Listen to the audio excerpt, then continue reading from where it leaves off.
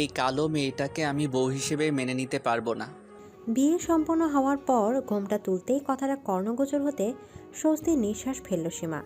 সে জানতো আজ এমন কিছুই হতে চলেছে। তার বাবা যতই ধনী হোক না কেন, তার মতো কালো একটা মেয়েকে কেন কেউ স্ত্রী হিসেবে মানতে চাইবে? সবার সামনেই বিয়ের আসর থেকে উঠে দাঁড়ালো সীমা। অতঃপর তার বাবা সাজ্জাদ চৌধুরীর দিকে তাকিয়ে মলিন হেসে বলল, তুমি খুশি হয়েছো তো আব্বু? আমাকে বিদায় করার খুব তাড়া ছিল না তোমার? আমি বলেছিলাম না তুমি পারবে না? তোমার মেয়ে যে সুন্দর হওয়ার যুদ্ধে হেরে গেছে, তাই তাকে কেউ বউ হিসেবে চাইবে না। ভেতর থেকে কান্না এলেও নিজেকে সামলে নিল সীমা। আর কত কাঁদবে সে? শুধুমাত্র গায়ের রং কালো হওয়ায় ছোটবেলা থেকে সবার কাছে কম অপমানিত আর লাঞ্ছিত তো হয়নি, তাই এখন এসব তার গায়ে শুয়ে গেছে। সাজ্জাদ চৌধুরী কাতরভাবে তাকালেন নিজের বন্ধু রায়হান খানের দিকে। খুব আশা করে নিজের প্রাণপ্রিয় বন্ধু ছেলের সাথে নিজের মেয়ের বিয়ে ঠিক করেছিলেন। তার ভরসা ছিল রায়হান যেমন ভালো মনের মানুষ, তার ছেলেও তেমনই হবে। কিন্তু এখন দেখা যাচ্ছে তার ভাবনা সম্পূর্ণ ভুল। রায়হান খান নিজের ছেলে ইহানকে বোঝাতে গেলেন, কিন্তু তাকে কিছু বলার সুযোগ না দিয়ে উল্টো ইহানই বলল, তুমি কেন আমাকে ঠকালে আব্বু? আমি শুধুমাত্র তোমার কথায় মেয়েকে না দেখেই বিয়েতে রাজি হয়েছিলাম।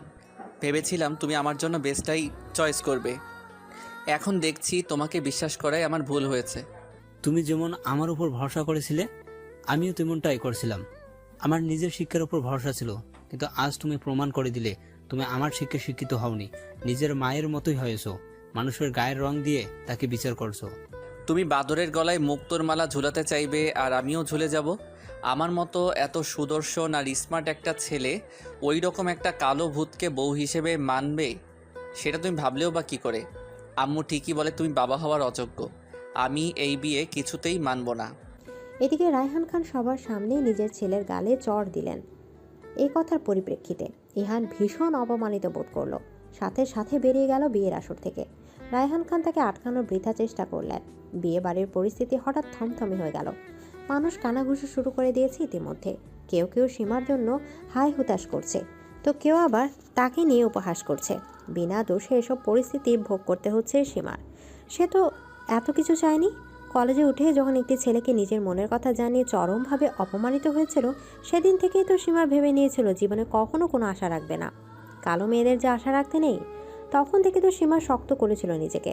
অথচ আজ আবার একইভাবে তাকে অপমানিত হতে হলো। আবার একজন তার চোখে আঙুল দিয়ে দেখিয়ে দিল সে কালো, তাই সে কারো ভালোবাসা ডিজার্ভ করে না।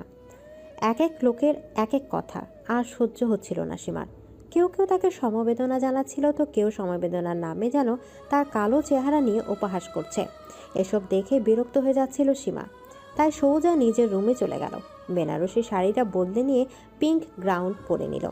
সীমা আয়নায় নিজেকে দেখে বলল, আজ যদি আমি আগের সীমা হতাম, তাহলে এতক্ষণ কেঁদে ভাসাতাম। কিন্তু না, আমি আর কাঁদবো না। নিজেকে দুর্বল হতে দেব না আমি। যা হয় হোক, আমি নিজেকে নিয়েই খুশি থাকবো। বাইরের লোকের যতই সমস্যা থাকুক, আমার আল্লাহর দেওয়া এই চেহারা নিয়ে কোনো ক্ষোভ নেই। আমি নিজেকে ভালোবাসি, পছন্দ করি। আর কে আমাকে ভালোবাসলো কিনা, পছন্দ করলো কিনা, তাতে আমার কিচ্ছু যায় আসে না। এদিকে সাজ্জাদ চৌধুরী সোফায় মাথা নিচু করে বসে আছেন। বিয়ে বাড়ি ইতিমধ্যে ফাঁকা হতে শুরু করেছে। সবাই একে একে চলে গেলেও রায়হান খান এখনও রয়ে গেছেন। সাজ্জাদ চৌধুরীর পাশেই বসে আছেন তিনি। ক্ষমা চাইবেন নাকি সান্ত্বনা দেবেন সেটা বুঝতে পারছেন না। সাজ্জাদ চৌধুরী নিজেই রায়হানকে বললেন, আমি বুঝতে পারছি তুই হয়তো গিলটি ফিল করছিস। দেখ, আমি জানি এখানে তোর কোনো দোষ নেই। আসল দোষটা ছিল আমার। মেয়েটা আমাকে বলেছিল ও বিয়ে করতে চায় না, আমি জোর করেছিলাম। কি করবো বল? আমার আদরের মেয়ে, আমার কিছু হয়ে গেলে ওকে কে দেখবে সেই চিন্তা থেকেই। আমি তোর কষ্টটা বুঝি বন্ধু। ভাবির মৃত্যুর পর তো তুই একা হাতে দুই মেয়েকে মানুষ করেছিস। ছোট মেয়েটা তো মামার বাড়িতে পড়ে আছে। সীমাই তোর সব। জানিস, সীমাকে দেখলে আমার ভাবির কথা খুব মনে পড়ে। শুধু ভাবির গায়ের রং নয়, তার স্বভাবও পেয়েছে মেয়েটা। দেখতে যেমনই হোক, ব্যবহার, মেধা সব দিক দিয়ে সেরা তোর মেয়ে। বুয়েট থেকে পড়াশোনা করেছে। আমার ছেলে হীরার মূল্য বুঝতে পারলো না, কিন্তু দেখবি তোর মেয়ে নিজে একদিন সবাইকে তার মর্ম বুঝাবে। মিলিয়ে নিস আমার কথাটা। আচমকা সাজ্জাদ চৌধুরীর সেক্রেটারি হন্তদন্ত হয়ে ছুটে নিচে এলো। সাজ্জাদ চৌধুরী নিজের সেক্রেটারিকে এভাবে আসতে থেকে ভ্রুকুচকে প্রশ্ন করেন, কি হয়েছে? তোমাকে এমন দেখাচ্ছে কেন? সর্বনাশ হয়ে গেছে স্যার। সীমা ম্যাডাম ব্যাগপত্র গুছিয়ে নিয়েছেন। তিনি নাকি আজই এই বাড়ি থেকে চলে যাবেন। সাজ্জাদ চৌধুরী উঠে দাঁড়ান। রায়হান খানও তার সাথে উঠে দাঁড়ায়। সীমাও ততক্ষণে ট্রলি নিয়ে বেরিয়ে এসেছে। সাজ্জাদ চৌধুরী নিজের মেয়েকে এভাবে দেখে প্রশ্ন করেন, কোথাও যাচ্ছিস তুই এভাবে? শ্বশুর বাড়িতে। কে মা, তুমি এখানে গিয়ে কি করবে? কেন শ্বশুর আব্বা, বিয়েটা যখন হয়েছে তখন তো আমাকে ওখানে যেতেই হবে। আপনি নিজের স্ত্রীকে ফোন করে বলুন তিনি যেন আমাকে বরণ করার জন্য প্রস্তুত থাকেন। তোকে কোথাও যেতে হবে না সীমা। আমি ভেবেছিলাম ইমাম আর তোর সম্পর্কে সবকিছু জেনেই তোকে বিয়ে করতে রাজি হয়েছে, কিন্তু এখন যা দেখলাম তারপর তোকে আর ওখানে পাঠানোর ঝুঁকি নিতে পারবো না। শ্বশুর আব্বা, আপনি আব্বুকে বোঝান না। আপনি তো ওখানে থাকবেন আমার হেল্পিং হ্যান্ড হয়ে, তাহলে আমার আর টেনশন কিসের? বিয়ে যখন হয়ে গেছে তখন আমি নিজের অধিকার ঠিক বুঝে নেব। আপনার ছেলে আর স্ত্রী দুজনকেই আমি বুঝিয়ে দিয়ে আসবো মানুষের গায়ের রং ম্যাটার করে না। আপনার স্ত্রী মানে আমার শাশুড়ি তো একটিবারও আমাকে দেখতে এলো না, বিয়েতেও এলো না, এর কারণ কি? ও নিজের ভাইয়ের মেয়ের সাথে ইহানের বিয়ে দিতে চেয়েছিল, কিন্তু আমি সেটা দেইনি। ইহান আমার কথা তোমাকে না দেখেই এই বিয়েতে রাজি হয়ে গেছে। এই নিয়ে ক্ষোভ থেকেও বিয়ের আনুষ্ঠানিকতায় থাকিনি। তবে আমি ভাবিনি যে এভাবে তোমার গায়ের অং নিয়ে ইহান সমস্যা করবে, কারণ আমি ভেবেছিলাম ইহান আমার শিক্ষায় শিক্ষিত। সীমার এখনও মনে আছে রায়হান খানের স্ত্রী মান্নাত বেগম ছোটবেলায় একবার তাকে অপমান করেছিল তার রূপ নিয়ে। সেই অপমান আজও মনে আছে তার। তাই সীমা এখন সিদ্ধান্ত নিয়েছে এই পরিবারে বউ হয়ে গিয়ে রেসিজম ঘুচিয়ে দিয়ে আসবে। তাই রায়হান খানকে বলে, চলুন শ্বশুর আব্বা, আমাকে আমার শ্বশুর বাড়ি নিয়ে চলুন। এদিকে নিজের শাশুড়ি আর বরকে সায়স্তা করতে শ্বশুর বাড়িতে এসে হাজির হলো সীমা। দরজায় কলিং বেল বাজানোয় কিছু সময় পরে মান্নাত বেগম এসে দরজা খুলে দেন। সীমাকে দেখা মাত্র খেপে যান তিনি। বাজখায় গলায় বলেন, ঠকবাস মেয়ে, আমি যদি আগে জানতাম আমার স্বামী তোমাকে পছন্দ করেছে ছেলের বউ হিসাবে, তাহলে নিজের জীবন দিয়ে হলেও বিয়েটা ঠেকাতাম। আর তুমি কোন সাহসে এই বাড়িতে এসেছো? আমি ওকে সাহস দিয়েছি এখানে আসার, আর তুমি বেশি কথা না বাড়িয়ে যাও, গিয়ে বরং ডালা এনে মেয়েটাকে বরণ করো। এদিকে ইহানও এর মধ্যে সেখানে এসে উপস্থিত হয়েছে। সাথে তার ছোট বোন ইনায়াও এসেছে। ইনায়া নিজের বাবার উদ্দেশ্যে বলে, আব্বু, তুমি ভাইয়াকে এভাবে ঠকালে? তোমার থেকে এটা আশা করিনি। আমি না হয় তোমার ভালো মেয়ে নই, তোমার কোনো কথা শুনি না, তাই আমার প্রতি রাগ থাকতেই পারে, কিন্তু ভাইয়া তো তোমার সব কথা শোনে, তোমার ভালো ছেলে।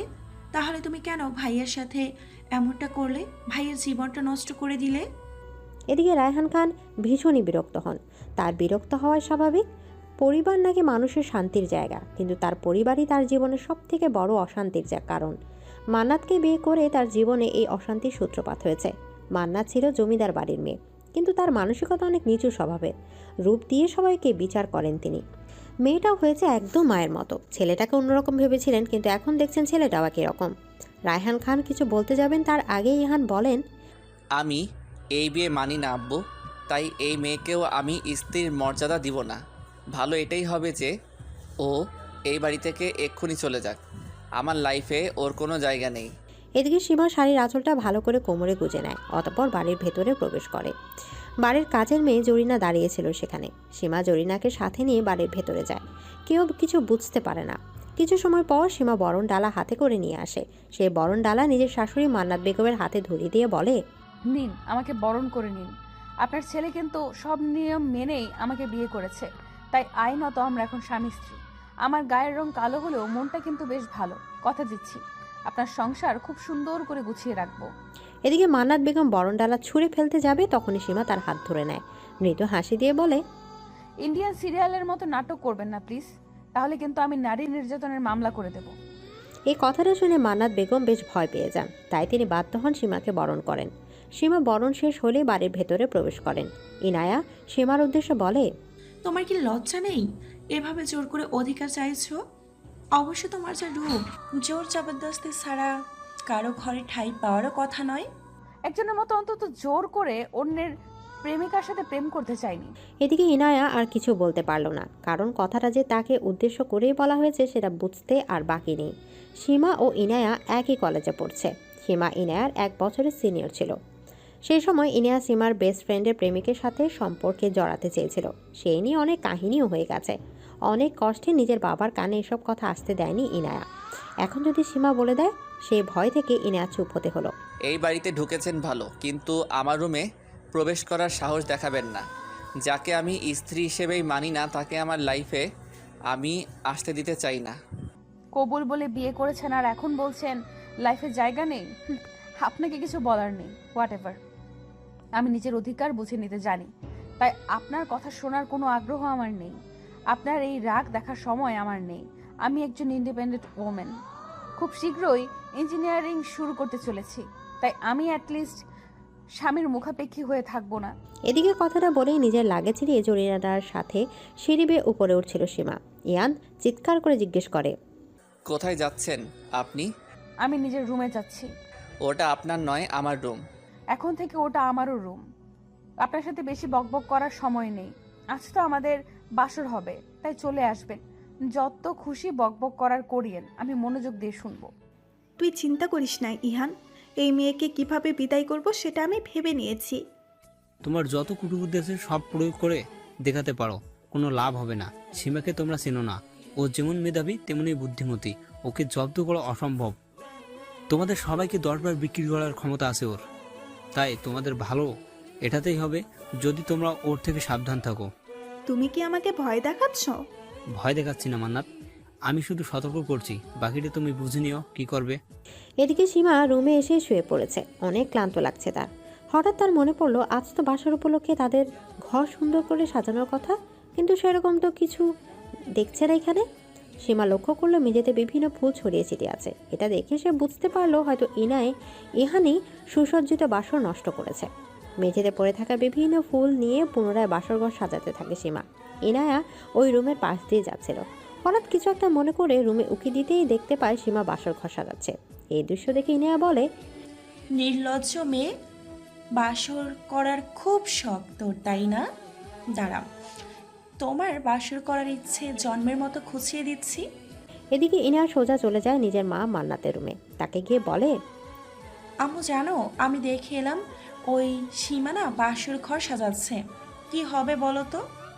যা, তোর ভাইকে মানে ইহানকে ডেকে নিয়ে আয়, তারপর আমি দেখছি ওই মেয়ে কি করতে পারে।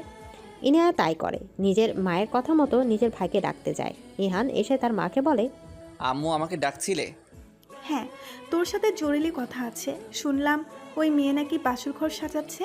আমি কিন্তু আগেই তোকে সাবধান করেছিলাম তোর আব্বুকে বিশ্বাস করিস না, সেটা তো শুনলি না এখন বস। যাই হোক, তুই কিন্তু ওই মেয়ের সাথে বাসর করবি না। তুই একটা কাজ কর, আজ রাতে নিজের কোনো এক বন্ধুর বাড়িতে গিয়ে থাক। এখানে থাকলে তোর বাবা জোর করে বাসর ঘরে পাঠাতে পারে। ইহান রাজি হয়। অতঃপর নিজের এক বন্ধুকে ফোন করে কথা বলে।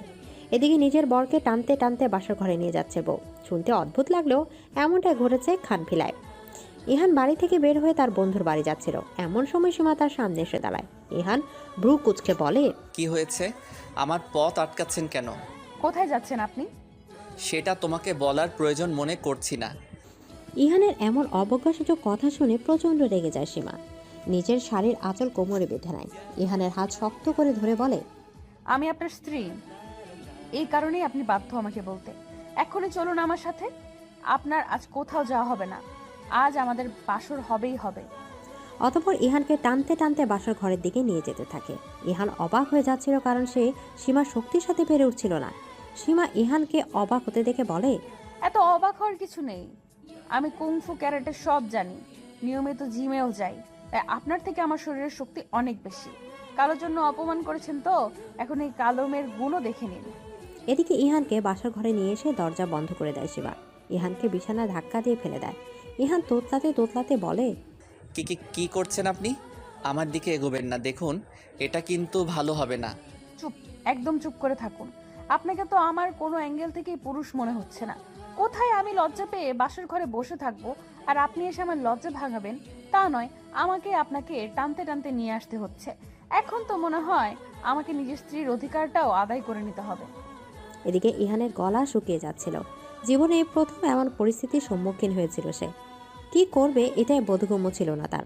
এমন সময় সীমা তার পাশে শুয়ে পড়ে। ইহান উঠে যাওয়ার চেষ্টা করলো। সীমা বলে, খবরদার, এখান থেকে এক পাও নড়বেন না। যদি আমার কথা না শোনেন তাহলে কিন্তু আমি নিজের স্ত্রীর অধিকার দেখাবো। এদিকে ইহানের উপরে কথার প্রভাব পড়ে। ইহান আর ওঠার দুঃসাহস দেখায় না। সীমা ডেভিল স্মাইল দিয়ে নিজের জয় সেলিব্রেশন করে। অতঃপর মনে মনে বলে, এইভাবেই ধীরে ধীরে আপনাকে বশ করে নিব। এক সময় আপনার পুরো হৃদয় নিজের জন্য জায়গা করে নিব। আপনার হৃদয় জুড়ে থাকবো আমি। এদিকে মান্নাত বেগম নিশ্চিন্তে ছিলেন এটা ভেবে যে ইহান হয়তো তার বন্ধুর বাড়িতে গেছে। এই ভেবে সারা রাত তিনি শান্তির ঘুম দিয়েছেন। সকালে উঠে তিনি নিচে চলে এসেছেন চা খাওয়ার উদ্দেশ্যে। সোফায় বসে পা দুলে দুলে জরিনাকে বলেন, এই জরিনা, চা দিয়ে যা, মাথাটা কেন জানি ব্যথা করছে। এদিকে জরিনার বদলে সীমা চা নিয়ে আসে। মান্নাত বেগম ভ্রু কুঁচকে ফেলেন। সীমাকে প্রশ্ন করেন, তুমি চা নিয়ে এসেছো কেন? জরিনা কোথায়? আমি তোমার হাতে চা খাবো না। কেন শাশুড়ি আম্মা, আমার হাতের চাতে কি কোনো অসুবিধা আছে? আমি দেখতে কালো জন্য কি আমার হাতের চাও খাওয়া যাবে না? যাকে আমি ছেলের বউ হিসাবেই মানি না, তার হাতের চা তো দূরে থাক, পানি পর্যন্ত খাবো না। আপনি না মানলে কি হবে? আপনার ছেলে তো আমাকে মেনে নিয়েছে। কাল রাতে আমাদের বাসরও হয়েছে। বাসুর হয়েছে মানে? ইহানের তো কাল ওর বন্ধুর বাড়িতে যাওয়ার কথা ছিল। এমন সময় ইহান সিঁড়ি বেয়ে নিচে নামছিল।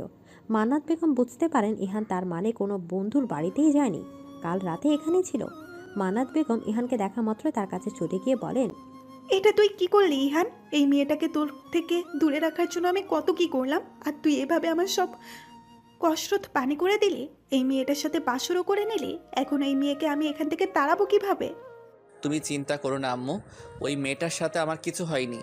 আমার রুচিবোধ এত নিচে নেমে যায়নি। এদিকে সীমা এবার অনেক বেশি অপমানিত বোধ করে। রেগে গিয়ে ইহানের দিকে চা ছুঁড়ে মারে। ইহানের হাতে পড়ে সেই চা। ইহান আর্তনাদ করে ওঠে। সীমা ক্রোধান্বিত হয়ে বলে, আমাকে নিয়ে ফার্দার আর এরকম কথা বলার সাহস দেখাবেন না মিস্টার ইহান খান। আমি সব সহ্য করব, কিন্তু নিজের অপমান সহ্য করব না। সাদা চামড়া নিয়ে খুব অহংকার না আপনার? এখন দেখুন আপনার হাত কিভাবে পুড়ে গেল। এইভাবে আল্লাহ না করুক কোনোদিন যদি আপনার পুরো শরীর পুড়ে যায়, তখন এই সাদা চামড়ার কিন্তু আর কোনো দাম থাকবে না। তাই সময় থাকতে বদলে যান। আল্লাহর সৃষ্টিকে অপমান করবেন না। এদিকে ইহান ও মান্নাত বেগম দুজনেই সীমাকে অনেক গালাগালি করতে থাকে। সীমা সেসব অগ্রাহ্য করে নিজের মতো রান্নাঘরে চলে যায়। আজ যেহেতু তার বৌভাত, তাই নিজের হাতে সবার জন্য রান্না করবে, এটাই তার উদ্দেশ্য। রায়হান খান বাড়িতে আসা মাত্রই মান্নাত বেগম তার কানে সীমার নামে বিষ ঢালা শুরু করেছেন। সকালে ঘটনাকে টেনে এনে বললেন, এ কেমন মেয়েকে বউ করে আনছোস? রূপ তো নাই, তার উপর এরকম শৈতানি করে বেড়াচ্ছে। আমার ছেলেটার হাত পুরো পুড়িয়ে দিয়েছে। তুমি আজ এর একটা বিহিত করো। তোমাদের আগেই বলেছিলাম সীমার সাথে পাঙ্গা নিতে যাইও না, কিন্তু তোমরা আমার কথাই শুনলে না। এখন বোঝো কত ধানে কত চাল। এদিকে মান্নাত বেগম কোনো প্রতিকার না পেয়ে খেপে যান। রাগে বকবক করতে করতে নিজের রুমের দিকে যেতে থাকেন। কিছু সময় পরেই সীমা এক কাপ কফি এনে রায়হান খানকে দিয়ে বলেন, এই নিন আপনার কফি। এসব আমি কি শুনছি? কি ব্যাপারে? তুমি নাকি ইহানের হাতে গরম চা ছুড়ে মেরেছ। এটা কিন্তু একদম ঠিক কাজ করোনি। আমি কি করব বলুন? যখন কেউ আমার গায়ের রং নিয়ে কিছু বলে, তখন নিজেকে আর ঠিক রাখতে পারি না। একটা কথা মনে রাখবে, রেগে গেলে তো হেরে গেলে। তাই নিজের রাগকে সবসময় নিয়ন্ত্রণ করার চেষ্টা করবে, ঠান্ডা মাথায় কাজ করবে। এভাবে রেগে গেলে ওরা তোমায় খারাপ ভাববে। তোমাকে আমি নমনীয় ভাবছি না, শুধু অতিরিক্ত রেগে যাওয়া না, যতটা বড় পরিস্থিতি অনুযায়ী রিয়াক্ট করবে। বুঝতে পেরেছি। মান্নাত ও ইনায়া একসাথে বসে অনেক কথা বলছে। ইনায়া বলছে, আম্মু, আমার তো মনে হচ্ছে না এই আপদ এত দ্রুত বিদায় হবে। ওই সীমাকে তো কোনোভাবেই জব্দ করা যাচ্ছে না। আমার মাথায় একটা বুদ্ধি এসেছে। কি বুদ্ধি? এবার লোহা দিয়েই লোহা কাটবো। এদিকে সীমা ডাইনিং টেবিলে অপেক্ষা করছে সবার জন্য। আজ বৌভাত উপলক্ষে সবার জন্য নিজের হাতে বিভিন্ন রকম রান্না করেছে। এখন তার উদ্দেশ্য সবাইকে খাওয়ানো। একটু পরে মান্নাত বেগম, ইনায়া, ইহান, রায়হান খান সবাই খেতে বসেছে। সীমা সবার সামনে তার রান্না করা খাবার নিয়ে আসলে মান্নাত বেগম মুখ বিকৃত করে বলেন, এসব রান্না কি তুমি করেছো? হ্যাঁ, আমিই করেছি। কেন, আমার হাতের রান্না কি খাওয়া যাবে না নাকি? তুমি ভাবলে কি করে তোমার হাতের রান্না করা খাবার আমরা খাবো? আমরা কেউ এই খাবার খাবো না। রোজ রোজ এত অশান্তি আর ভালো লাগে না। সীমা, তোমার কাউকে জড়াজড়ি করতে হবে না মা। তুমি আমাকে খেতে দাও, আর তুমি নিজেও খেতে বসো। খাবার যদি বেঁচে যায় পথ শিশুদের খাওয়াবো, তাও লাভ, তবু এদের দিতে হবে না। তুমি আমাদেরকে পথ শিশুদের সাথে তুলনা করছো? একেই নিজের ছেলের জীবন নষ্ট করেছো এই মেয়ের সাথে বিয়ে দিয়ে, তার উপরে। আমি কারো জীবন নষ্ট করিনি মান্নাত, তুমি নিজের ছেলেকে ভুল বোঝাচ্ছ। যাই হোক, এখন এই প্রসঙ্গে কথা বলতে চাই না। তোমার খেতে হলে খাও, আর না হলে যাও। তোমাদের সেদে সেদে খেতে বসানোর শখ সীমার নাই। এদিকে সীমাকে রায়হান খান খেতে বসতে বলেন। সীমাও খেতে বসে। দুজন মিলে খাওয়াও শুরু করে। ইহান বলে, আম্মু তুমি চিন্তা করো না, আমি এক্ষুনি খাবার অর্ডার করছি। এই মেয়ের হাতের খাবার তোমাদের কাউকে খেতে হবে না। হ্যাঁ ইহান, তুই তাই কর। আমার তো বাইরের খাবার খুব ভালো লাগে। এই মেয়ের হাতের খাবার খাওয়ার থেকে বাইরের খাবার খাবো সেটাই ভালো। বিরিয়ানি অর্ডার করিস তো, আমার তো বিরিয়ানি খুবই ভালো লাগে।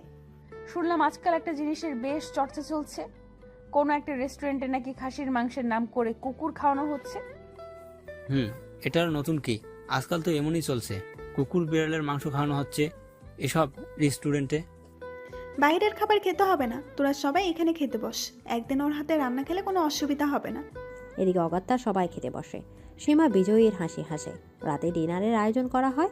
রাতে রান্না করেছে সীমা। ইহান সবেমাত্র অফিসের সব কাজ শেষ করে বাড়িতে ফিরেছে। সীমা ইহানকে উদ্দেশ্য করে বলে, চলুন নিচে খেতে চলুন। রান্না কি তুমি করেছো? তাহলে আমি খাবো না। এদিকে সীমা এবার রেগে যায়, নিজে দৌড়ে নিচে যায়। অতঃপর খাবার বেড়ে নিয়ে আসে। ইহানের মুখের সামনে খাবার ধরে বলে, বেশি কথা না বলে চুপচাপ খেয়ে নিন, না হলে কিন্তু খুব খারাপ হয়ে যাবে। এদিকে ইহান কিছু বুঝে ওঠার আগেই সীমা নিজের হাত জোরপূর্বক খাইয়ে দেয় তাকে। ইহান শুধু অবাক হয়েছিল। সীমা ভাতের প্লেটটা ইহানের হাতে তুলে দিয়ে বলে, এখন ভালো বাচ্চার মতো খেয়ে নিন, না হলে আমি আবার খাইয়ে দেব। এদিকে ইহান বাধ্য ছেলের মতো নিজের হাত দিয়ে খেতে থাকে। ইহানের খাওয়া শেষ হলে সীমা নিচে যায় বাড়ির অন্য সদস্যদের খাবারের ব্যবস্থা করার জন্য। রায়হান খানের সাথে বাকিরাও খেতে বসেছে দেখে অনেকটাই আশ্বস্ত হয় সীমা। রায়হান খানকে খাবার দিয়ে মান্নাত বেগমের প্লেটে খাবার দিতে যাবে, তখনই মান্নাত বলে ওঠেন, তোমাকে খাবার দিতে হবে না, আমাদের খাবার আসছে। এদিকে সীমা কিছু বুঝতে পারে না এই কথার মানে। ইনায়া আচমকা বলে ওঠে, নেহা আপু চলে এসেছে আম্মু। এদিকে মান্নাত বেগম খুশি মুখ করে নেহার দিকে তাকান। নেহা হলো মান্নাত বেগমের বোনের মেয়ে। এই নেহার সাথে মান্নাত বেগম তার ছেলে ইহানের বিয়ে দিতে চেয়েছিলেন। আয় নেহা, আমার পাশে বস। এদিকে নেহা এসে মান্নাত বেগমের পাশে বসে। তার হাতে একটি টিফিন বক্স ছিল। সে তার ডাইনিং টেবিলে রেখে বলে, আম্মু বিরিয়ানি রান্না করে পাঠিয়েছে, তুমি নাকি খেতে চেয়েছো? দে, এই তো আমাদের খাবার এসে গেছে। আসসালামু আলাইকুম খালু, কেমন আছেন আপনি? আলহামদুলিল্লাহ ভালো। তোমরা সবাই কেমন আছো? জি আলহামদুলিল্লাহ। তোমরা তো কেউ ইহানের বিয়েতে আসলে না। যাই হোক, এই হলো সীমা, ইহানের বউ, আমার পুত্রবধূ। কেমন আছেন ভাবি? আপনার সাথে মনে হয় আমার পরিচয় নেই। আমি নেহা, আমিও আপনার এক প্রকার ননদ। এদিকে সীমা মৃদু হেসে নেহার সাথে কিছু কথা বলে। সীমা রুমে এসে ওয়াশরুমে চলে গিয়েছিল ফ্রেশ হতে। ওয়াশরুম থেকে বের হয়ে নেহাকে রুমে দেখে চমকে যায় সীমা। নেহাকে স্বাভাবিক লাগছিল। সীমাকে দেখে নেহা বলে, আপনার সাথে পরিচিত হতে আসলাম। দুজন মিলে অনেকক্ষণ গল্প করে। অতঃপর নেহা সীমাকে এমন কিছু কথা বলে যা তার ধারণার বাইরে ছিল। নেহা বলে, আপনি জানেন কিনা জানি না ভাবি, আপনার শাশুড়ি মানে আমার খালা ইয়ান ভাইয়ার সাথে আমার বিয়ে দিতে চেয়েছিল। আমার পরিবার থেকেও ইতিবাচক সাড়া ছিল, কিন্তু খালু এর মাঝে আপনার সাথে ইহান ভাইয়ার বিয়ে ঠিক করাই, এটা নিয়ে অনেক ঝামেলা হয় আমাদের মাঝে। খালার সাথে আমার মায়েরও অনেক কথা কাটাকাটি হয়, এই নিয়ে অনেক কিছু হয়ে গেছে।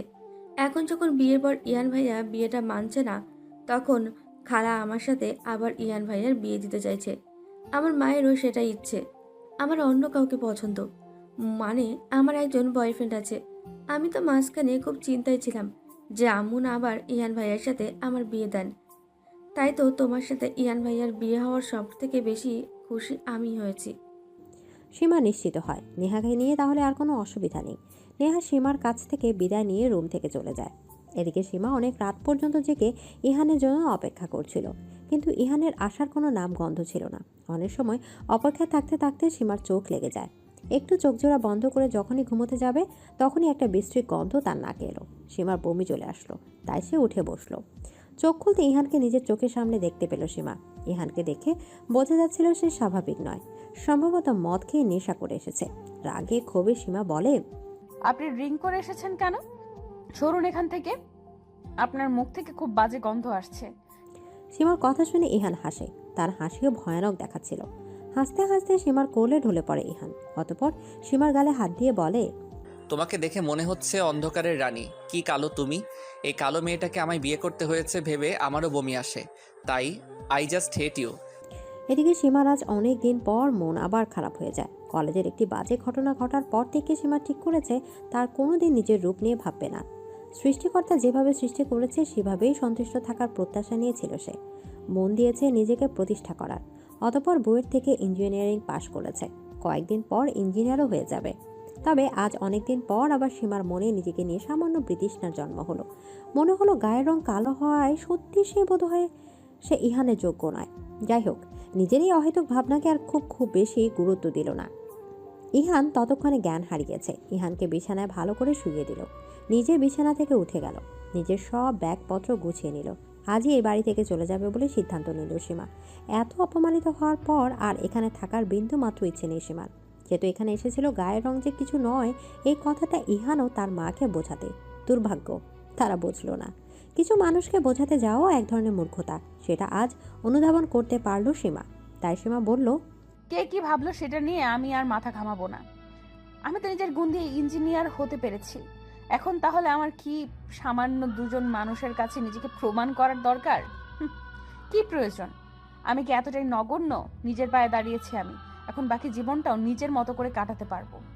এমন ভাবনা করে খানবিলা থেকে বিদায় নিল সীমা। যাওয়ার আগে রায়হান খানকে বলে যেতে চেয়েছিল, কিন্তু তিনি ঘুমিয়েছিলেন, এজন্য আর বিরক্ত করলেন না। কাউকে কিছু না জানিয়ে চলে এলো। সীমাকে এত রাতে বাড়ি ফিরতে দেখে অবাক হয়ে যান সাজ্জাদ চৌধুরী। নিজের মেয়েকে তিনি জিজ্ঞেস করেন, সবকিছু ঠিকঠাক আছে তো সীমা? তুই এভাবে এত রাতে? এদিকে সীমা নিজের বাবাকে জড়িয়ে ধরে কান্নায় ভেঙে পড়ে। সবসময় নিজের আবেগকে নিয়ন্ত্রণ করা সম্ভব নয়। সীমা কান্নারত অবস্থায় বলে, তোমার মেয়ে যে কালো হয়েছে এটাই তার অপরাধ, তাই তো কারোর ভালোবাসা পাবে না সে। তাকে দেখলে নাকি মানুষের বমি পায়। আমাকে ক্ষমা করে দিস সীমা, আমারই ভুল ছিল এইভাবে তোকে বিয়ে দেওয়া। তবে তুই যেটা ভাবছিস সেটা একদম ভুল। তোর আম্মুর গায়ের রঙও তোর মতোই ছিল। যৌবনকালে আমি ছিলাম অনেক বেশি সুদর্শন, তবুও যে সেই কৃষ্ণাঙ্গী তরুণীর মনে তোর মায়ার জড়িয়ে পড়ি, বিয়ে করে আনি তাকে। জানিস, আমার আম্মু আব্বু আত্মীয় স্বজন সবাই নাকচ ছিল এই বিয়েতে, শুধুমাত্র তোর মায়ের গায়ের রং কালো ছিল এই জন্য। কিন্তু আমি সবাইকে আগ্রহ করে তোর মায়ের সাথে সংসার করতে থাকি। আমার বাড়িতে তো মাকে অপমানিত হতে হতো, এই জন্য আমি আলাদা একটি ফ্ল্যাট কিনে সেখানে থাকতে শুরু করি। আর তারপর আব্বু বলো না আম্মুর আর তোমার ব্যাপারে আরো কিছু। আমি তোমাদের ব্যাপারে জানতে চাই। তোমার আম্মুর ব্যাপারে যতই বলি কম হয়ে যাবে। সে যে আমার হৃদয় হরণী, প্রথম দেখাতেই যে স্থান দখল করে নিয়েছিল আমার হৃদয় জুড়ে। অতঃপর সাজ্জাদ চৌধুরী সীমাকে তার অতীতের ব্যাপারে বলা শুরু করেন। অতীত সমাচার। সাজ্জাদ চৌধুরীর জন্য তার পরিবার থেকে মেয়ে দেখতে এসেছে। সবাই বেশ আগ্রহী ছিল বউ দেখার জন্য। এমন সময় একটি মেয়ে মাথা অবধি ঘোমটা দিয়ে সবার সামনে উপস্থিত হয়। সাজ্জাদ চৌধুরী চাচি মেয়েটিকে ঘোমটা তুলতে বলেন। মেয়েটি কিছুতেই ঘোমটা তুলছিল না, লজ্জা পাচ্ছিল। তবে কিছু সময় পর সবার জোড়াজোড়িতে ঘোমটা তোলেন। সাজ্জাদ চৌধুরীর নজরে তখনই পড়ে সুমাইয়া নামের মেয়েটিকে। তার গায়ের রং ছিল নিকোষ কালো, তবে সেই কালো চেহারাতেও কেমন যেন একটা মায়া মায়া ভাব ছিল, যা সাজ্জাদ চৌধুরীকে আকর্ষিত করে। সাজ্জাদ চৌধুরীর বাবা মা সবাই প্রচণ্ড অপমান করে ঘটককে। সবার সামনে এভাবে অপমানিত হয়ে সুমাইয়া কেঁদেই দেয়। সুমাইয়া সেই ক্রন্ধনরত মুখশ্রী দেখে খুব কষ্ট পায় সাজ্জাদ চৌধুরী। কিছুতেই ভুলতে পারছিল না সেই মুখ। অতঃপর বাড়িতে ফিরেই নিজের মা বাবাকে সাফ জানিয়ে দেয়, বিয়ে করলে ওই মেয়েকে করবে, না হয় নয়। সাজ্জাদ চৌধুরী বা মা বাবা রাজি ছিল না। সাজ্জাদ চৌধুরীও জেদ করেছিলেন। অবশেষে তার জেদের কাছে হেরে গিয়ে সুমাইয়ার সাথে তার বিয়ে দেওয়া হয়। বিয়ের পর সুমাইয়াকে নিয়ে সুখেই ছিলেন সাজ্জাদ চৌধুরী। সুমাইয়া দেখতে যেমনই হোক, তার গুণের অভাব ছিল না। অনেক ভালো রান্না করতে পারত, পড়াশোনাতেও ভালো ছিল। সুমাইয়ার ইচ্ছা ছিল ডাক্তার হওয়ার। সাজ্জাদ চৌধুরী এই কথাটা জানতে পেরে তাকে ডাক্তারি পড়ার সুযোগ করে দেয়। সুমাইয়া মেডিকেল চান্সও পায়। সংসার সামলে পড়াশোনা করেছিল সুমাইয়া, কিন্তু সাজ্জাদ চৌধুরীর মা বাবা সুমাইয়ার পড়াশোনা মেনে নিতে পারে না। নানাভাবে তারা কথা শোনাতে থাকে। শেষে বাধ্য হয়ে সাজ্জাদ চৌধুরীর স্ত্রীকে নিয়ে আলাদা হয়ে যান। তারা দুজন যথেষ্ট খুশি ছিলেন। এর মাঝে তারা জানতে পারে তাদের সংসারে নতুন অতিথি আসতে চলেছে। এতে তাদের সুখের আর সীমা ছিল না। তবে কথায় আছে না, বেশি সুখ কপালে সয় না, এক্ষেত্রেও তেমনটাও হয়েছিল। সুমাইয়ার কথায় সাজ্জাদ চৌধুরী নিজের মা বাবার সাথে সব ঝামেলা মিটিয়ে নেয় এবং সুমাইয়াকে নিয়ে বাড়িতে ফিরে আসে। এটাই ছিল তার জীবনের সবচেয়ে বড় ভুল। সুমাইয়া তখন প্রেগনেন্সির 9 মাস চলছিল। সাজ্জাদ চৌধুরী অফিস চলে যাওয়ার পর হঠাৎ সুমাইয়ার লেবার পেইন শুরু হয়। সুমাইয়া চিৎকার করে তার শ্বশুর শাশুড়িকে ডাকতে থাকে, কিন্তু তারা কেউ এগিয়ে আসে না। সে সময় মুঠোফোন ছিল না, টেলিফোন ছিল। তবে সুমাইয়ার অবস্থা এতটাই বেদনাদায়ক ছিল যে সে টেলিফোন অবধি যাওয়ার অবস্থায় ছিল না।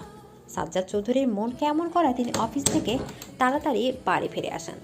এসে এই হৃদয় বিতারক দৃশ্যের সাক্ষী হন। ততক্ষণে সুমাইয়ের অবস্থা অনেক খারাপ হয়ে গেছিল। সাজ্জাদ চৌধুরী তাকে নিয়ে দ্রুত ছুটে হাসপাতালে যান, কিন্তু অনেক দেরি হয়ে গিয়েছিল। ডাক্তার বলেছিল ওনার গর্ভে যমজ বাচ্চা আছে। একটা বাচ্চা থাকলে হয়তো কোনো অসুবিধা হতো না, কিন্তু দ্বিতীয় সন্তান জন্ম দেওয়ার সময় ওনার মৃত্যু হয়েছে। এদিকে সাজ্জাদ চৌধুরী নির্বাক হয়ে যান। নিজের প্রিয়তমা স্ত্রীকে এভাবে হারিয়ে সম্পূর্ণ দিশেহারা হয়ে যান। নিজের বাবা মার প্রতি তার রাগ হয়। নিজেদের রাগ আর ক্রোধে তারা এতটাই অন্ধ ছিল যে এমন অমানবিক কাজ করলো। তখন থেকে সাজ্জাদ চৌধুরী তার বাবা মায়ের সাথে সব সম্পর্ক ত্যাগ করে। নিজের ছোট মেয়ের প্রতিও তার রাগ ছিল, কারণ তার মনে হয়েছিল তাকে জন্ম দিতে গিয়ে সুমাইয়া মারা গেছে। তাই তিনি নিজের ছোট মেয়েকে সুমাইয়ার ভাইয়ের কাছে দিয়ে আসেন। সুমাইয়ার ভাইয়া ভাবি বিয়ের অনেক বছর পরও বাবা মা হতে পারেনি, তাই বাচ্চাটিকে নিজের মেয়ের মতোই মানুষ করতে থাকেন তারা। সাজ্জাদ চৌধুরী কখনো সেই মেয়ের কোনো খোঁজ নেননি। বর্তমান সীমার কান্নার গতি আরও বেশি বৃদ্ধি পেয়েছে। সে এত কিছু আগে তো জানতো না। এটাও জানতো না যে তার একটা যমজ বোনও আছে। আজ যেন একসাথে অনেকগুলো ধাক্কা খেল সে। এদিকে সীমা নিজের যমজ বোনের ব্যাপারে জেনে তার সাথে দেখা করার আকুল আবেদন জানায় তার বাবা সাজ্জাদ চৌধুরীর কাছে, কিন্তু সাজ্জাদ চৌধুরী তার মুখের উপর বলে দেয়, আমি চাই না ওই মেয়েটার সাথে কোনো যোগাযোগ রাখতে। ও যেখানে আছে ভালো আছে, তাই তোমাকে ওকে নিয়ে চিন্তা করতে হবে না। সীমা তার বাবাকে এই ব্যাপারে অনেক বোঝানোর চেষ্টা করে, কিন্তু সাজ্জাদ চৌধুরী নিজের জেদে অটল থাকেন। অগত্যা সীমা নিরাশ হয়ে নিজের রুমে চলে আসে। অতঃপর নিজের মায়ের ছবি হাতে নিয়ে বলে, আম্মু, তুমি যদি আজ বেঁচে থাকতে তাহলে বোধহয় সব কিছু এমন এলোমেলো হতো না। আব্বু এত কথা আমার কাছ থেকে লুকিয়ে রেখেছিল এতদিন। আমার নাকি একটা যমজ বোনও আছে। আচ্ছা, আমি কোথায় খুঁজবো তাকে? আব্বু যে আমাকে কিছুই বলতে চাইছে না। এদিকে এসব নিয়ে ভাবতে ভাবতে সীমা যে কখন গভীর ঘুমের মধ্যে আচ্ছন্ন হয়ে যায় সেটা সে নিজে উপলব্ধি করতে ব্যর্থ হয়। ঘুমের মাঝে একটি স্বপ্ন দেখে সীমা। স্বপ্নে তারই মতো দেখতে একটি মেয়ে দেখে, যে অনেক কষ্টে অনেক অবহেলায় বড় হচ্ছে। স্বপ্নটি দেখা মাত্র সীমার ঘুম ভেঙে যায়। নিজের বোনের জন্য দুশ্চিন্তা এসে ধরা দেয় তার মনে।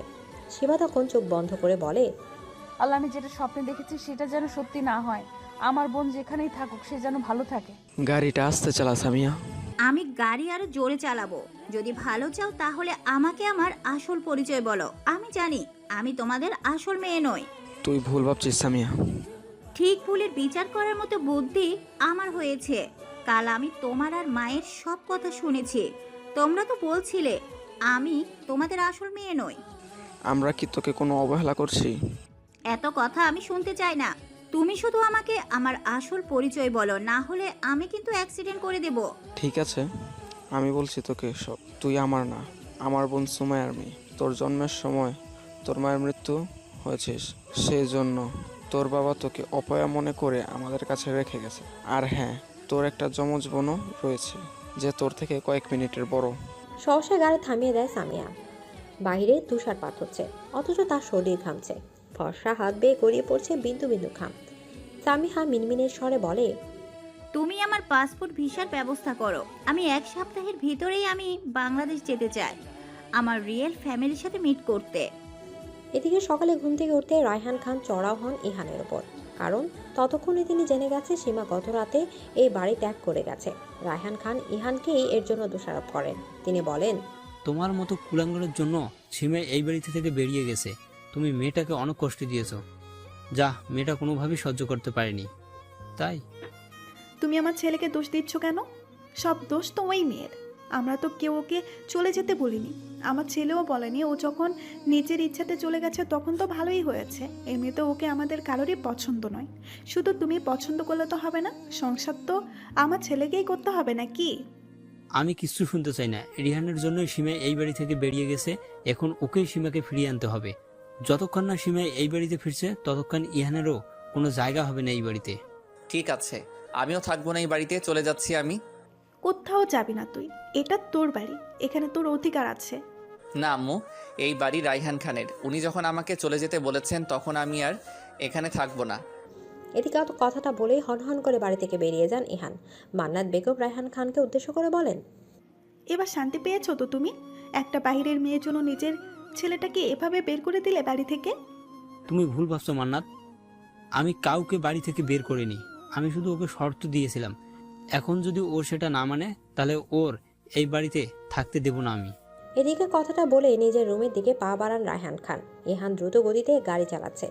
রাগ তার মাথায় উঠে গেছে। একটা বাইরের মেয়ের জন্য তার বাবা যে তাকে এভাবে অপমান করলো সেটা সে মানতেই পারছে না। অসাবধানতাবশত গাড়ি চালাতে গিয়ে আচমকা একটি পিলারের সাথে ধাক্কা খায় ইহান। তৎক্ষণাৎ তার মাথা বেয়ে তরল রক্তের স্রোত নেমে আসে। বিয়ের একটি অদ্ভুত সম্পর্ক, এই সম্পর্কের মাধ্যমে দুজন অচেনা মানুষ চিরকালের জন্য এক পবিত্র বন্ধনে আবদ্ধ হয়। সেই বন্ধনে টান থেকে সীমা শত অপমানের পরও ছুটে এসেছে হসপিটালের ইহানকে দেখতে। রায়হান খান কল দিয়ে সীমাকে জানিয়েছে ইহানের অ্যাক্সিডেন্টের ব্যাপারে। হাসপাতালে আসা মাত্রই রায়হান খানকে দেখতে পায় সীমা। ছুটে গিয়ে তাকে জিজ্ঞেস করে, আপনার ছেলে এখন কেমন আছে? মাথায় বেশ ভালোই আঘাত পেয়েছে, তবে ওর লাইফ রিয়েক্ট নেই। ডক্টর বললেন ও এখন সেফ জোনে আছে। এদিকে কিছুক্ষণ পরই সীমার কানে আসে কারো কান্নার আওয়াজ। মান্নাত বেগম ও ইনিয়া কান্না করতে করতে এদিকে আসছিল। সীমাকে এখানে দেখে ক্ষেপে যান মান্নাত বেগম।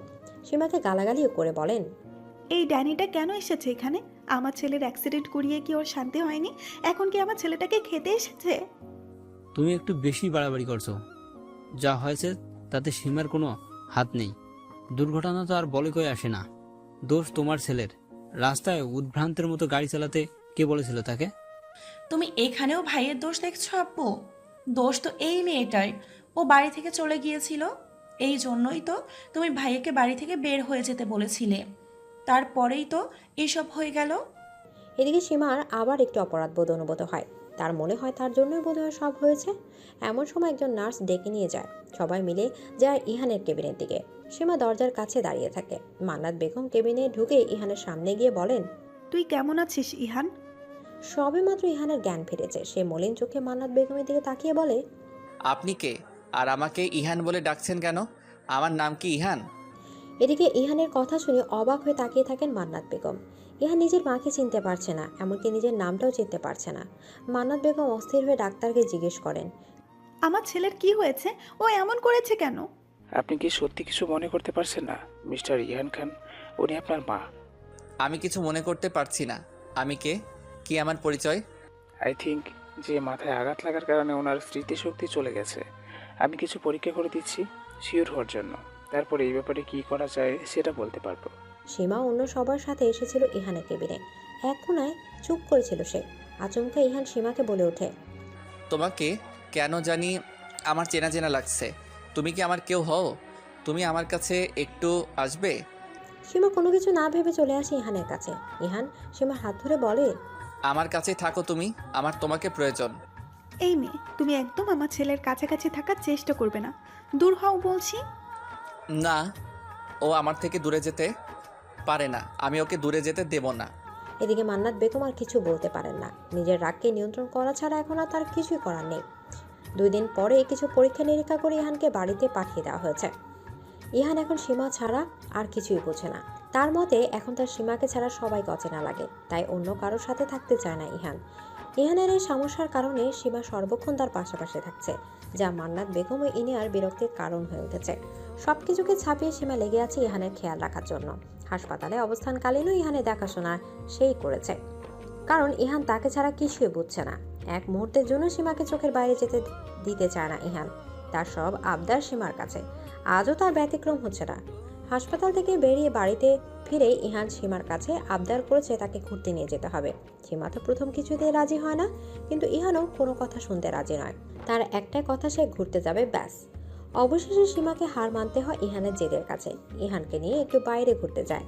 ইহান সীমাকে সারা রাস্তায় বিভিন্ন প্রশ্ন করে বিরক্ত করে, তবে সীমা ধৈর্য সহকারে সব কিছু সামলায়।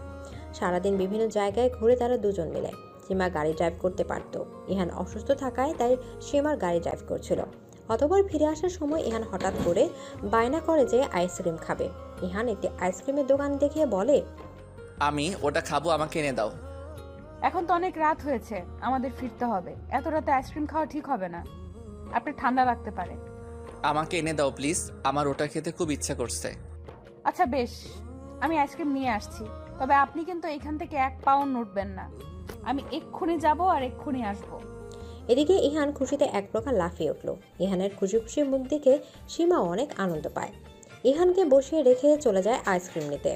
সীমা আইসক্রিমগুলো নিয়ে বিল মিটিয়ে চলে আসে গাড়ির কাছে। গাড়িতে এসে ইহানকে না দেখে সীমা ভীষণ উত্তেজিত হয়ে পড়ে। ভয় এসে জমা হয় তার মনে। সীমা ইহানের নাম ধরে রাখতে থাকে, কিন্তু কোনো সাড়া পাওয়া যায় না। দিশেহারা হয়ে আশেপাশে খুঁজতেও থাকে ইহানকে, কিন্তু ইহানের কোনো খোঁজই সে পায় না। সীমা এখন বসে আছে পুলিশ স্টেশনে। রায়হান খান, মান্নাত বেগমও উপস্থিত সেখানে। ইতিমধ্যে তাদের কানেও ইহানের নিরুদ্দেশ হওয়ার খবরটা গেছে। সীমা পুলিশ অফিসারকে বলে, আমার হাজবেন্ড ইহান খান, উনি বর্তমানে তার স্মৃতিশক্তি হারিয়ে ফেলেছেন। আজ আমি তাকে নিয়ে ঘুরতে বেরিয়েছিলাম। ফেরার সময় উনি আইসক্রিম খেতে চাইলেন, তখন আমি আইসক্রিম আনতে যাই, বাট ফিরে আসার পর তাকে আর খুঁজে পাই না।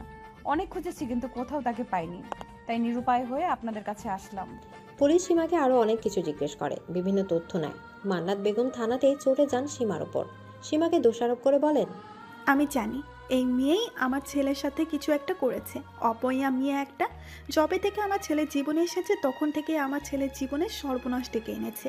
অফিসার, আপনি এই মেয়েটাকে জেলে ঢোকান। আমি জানি ওই মেয়েই আমার ছেলেকে লুকিয়ে রেখেছে।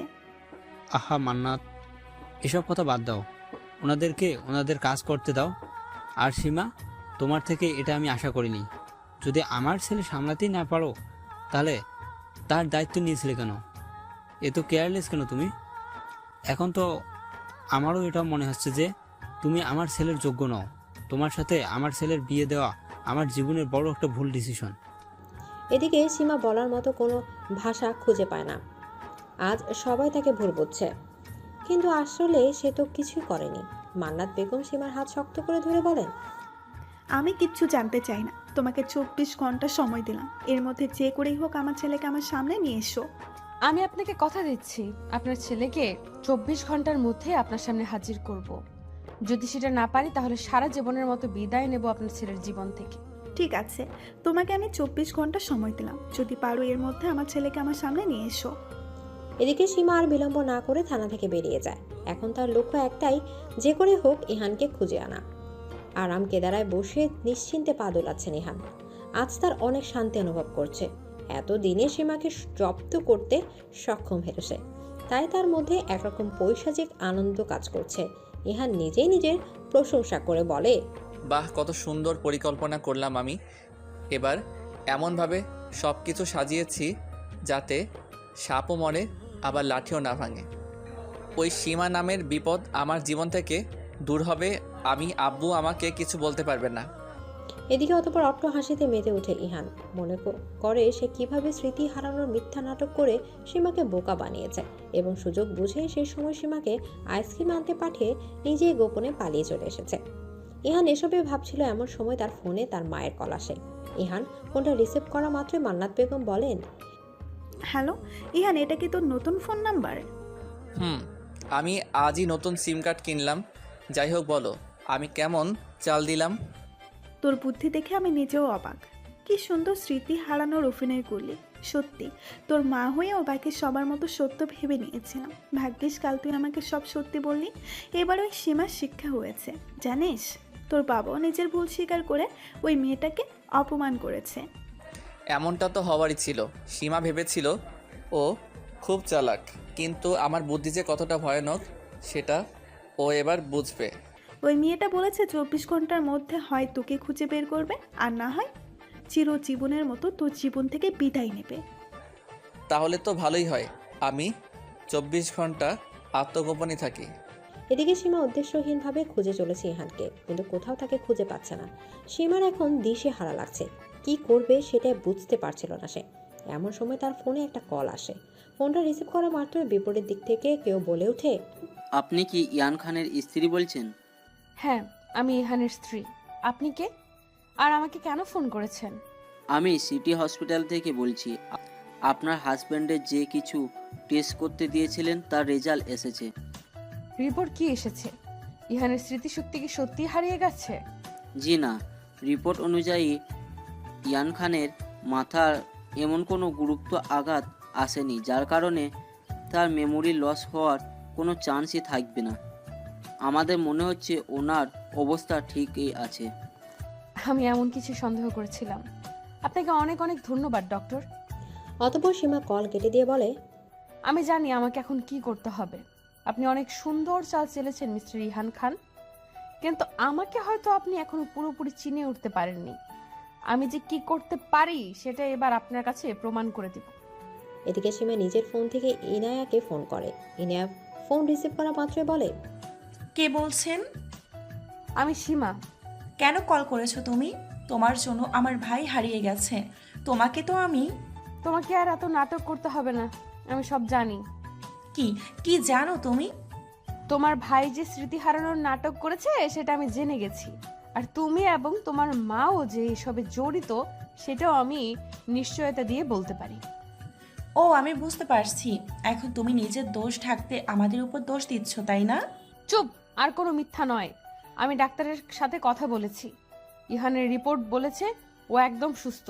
ভালোই ভালোই তোমার ভাইয়ের সাথে আমার যোগাযোগের ব্যবস্থা করে দাও, না হলে কিন্তু তোমার বাবা মিস্টার রায়হান খানের কানে সব কথা তুলব। এদিকে ইনিয়া খুব ভয় পেয়ে যায়, কারণ তার বাবার কানে সব কথা উঠলে অনেক বড় সর্বনাশ হয়ে যাবে। তাই ইনিয়া বাধ্য হয়ে সীমাকে বলে দেয় ইহান এখন কোথায় লুকিয়ে আছে। বিছানায় আরামসে ঘুমিয়েছিল ইহান। আচমকা চোখে পানির ছিটকা অনুভব করতেই তার ঘুম ভেঙে যায়। চোখ কচলাতে কচলাতে উঠে বসে ইহান। ভালোভাবে সামনে তাকাতে দেখতে পায় সীমাকে। প্রথমে মনের ভুল মনে করে, তবে বার কয়েক চোখ ডলেও সীমাকে নিজের সামনে কাটে। অতঃপর স্বপ্ন মনে করে নিজের হাতে চিমটিও কাটে, কিন্তু ফলাফল একই। ইহানের এমন কাণ্ডে সীমা হেসেই দেয়, বলে, আমি আপনার মনের ভুল বা স্বপ্ন নই, আমি বাস্তব। তুমি এখানে এলে কিভাবে? আমার ঠিকানা তো তোমার জানার কথা নয়। বলছি সব বলছি, আগে একটু ওয়েট করুন। আপনি কি ভেবেছিলেন আপনি আমার সাথে স্মৃতি হারানোর অভিনয় করবেন, আমি কিছু বুঝবো না, সেই সুযোগে আপনি হারিয়ে যান নাটক করে আমাকে আপনার জীবন থেকে বের করে দেবেন? সবটা কি এতই সহজ? আমি সীমা, আমাকে হারানো এত সহজ নয়।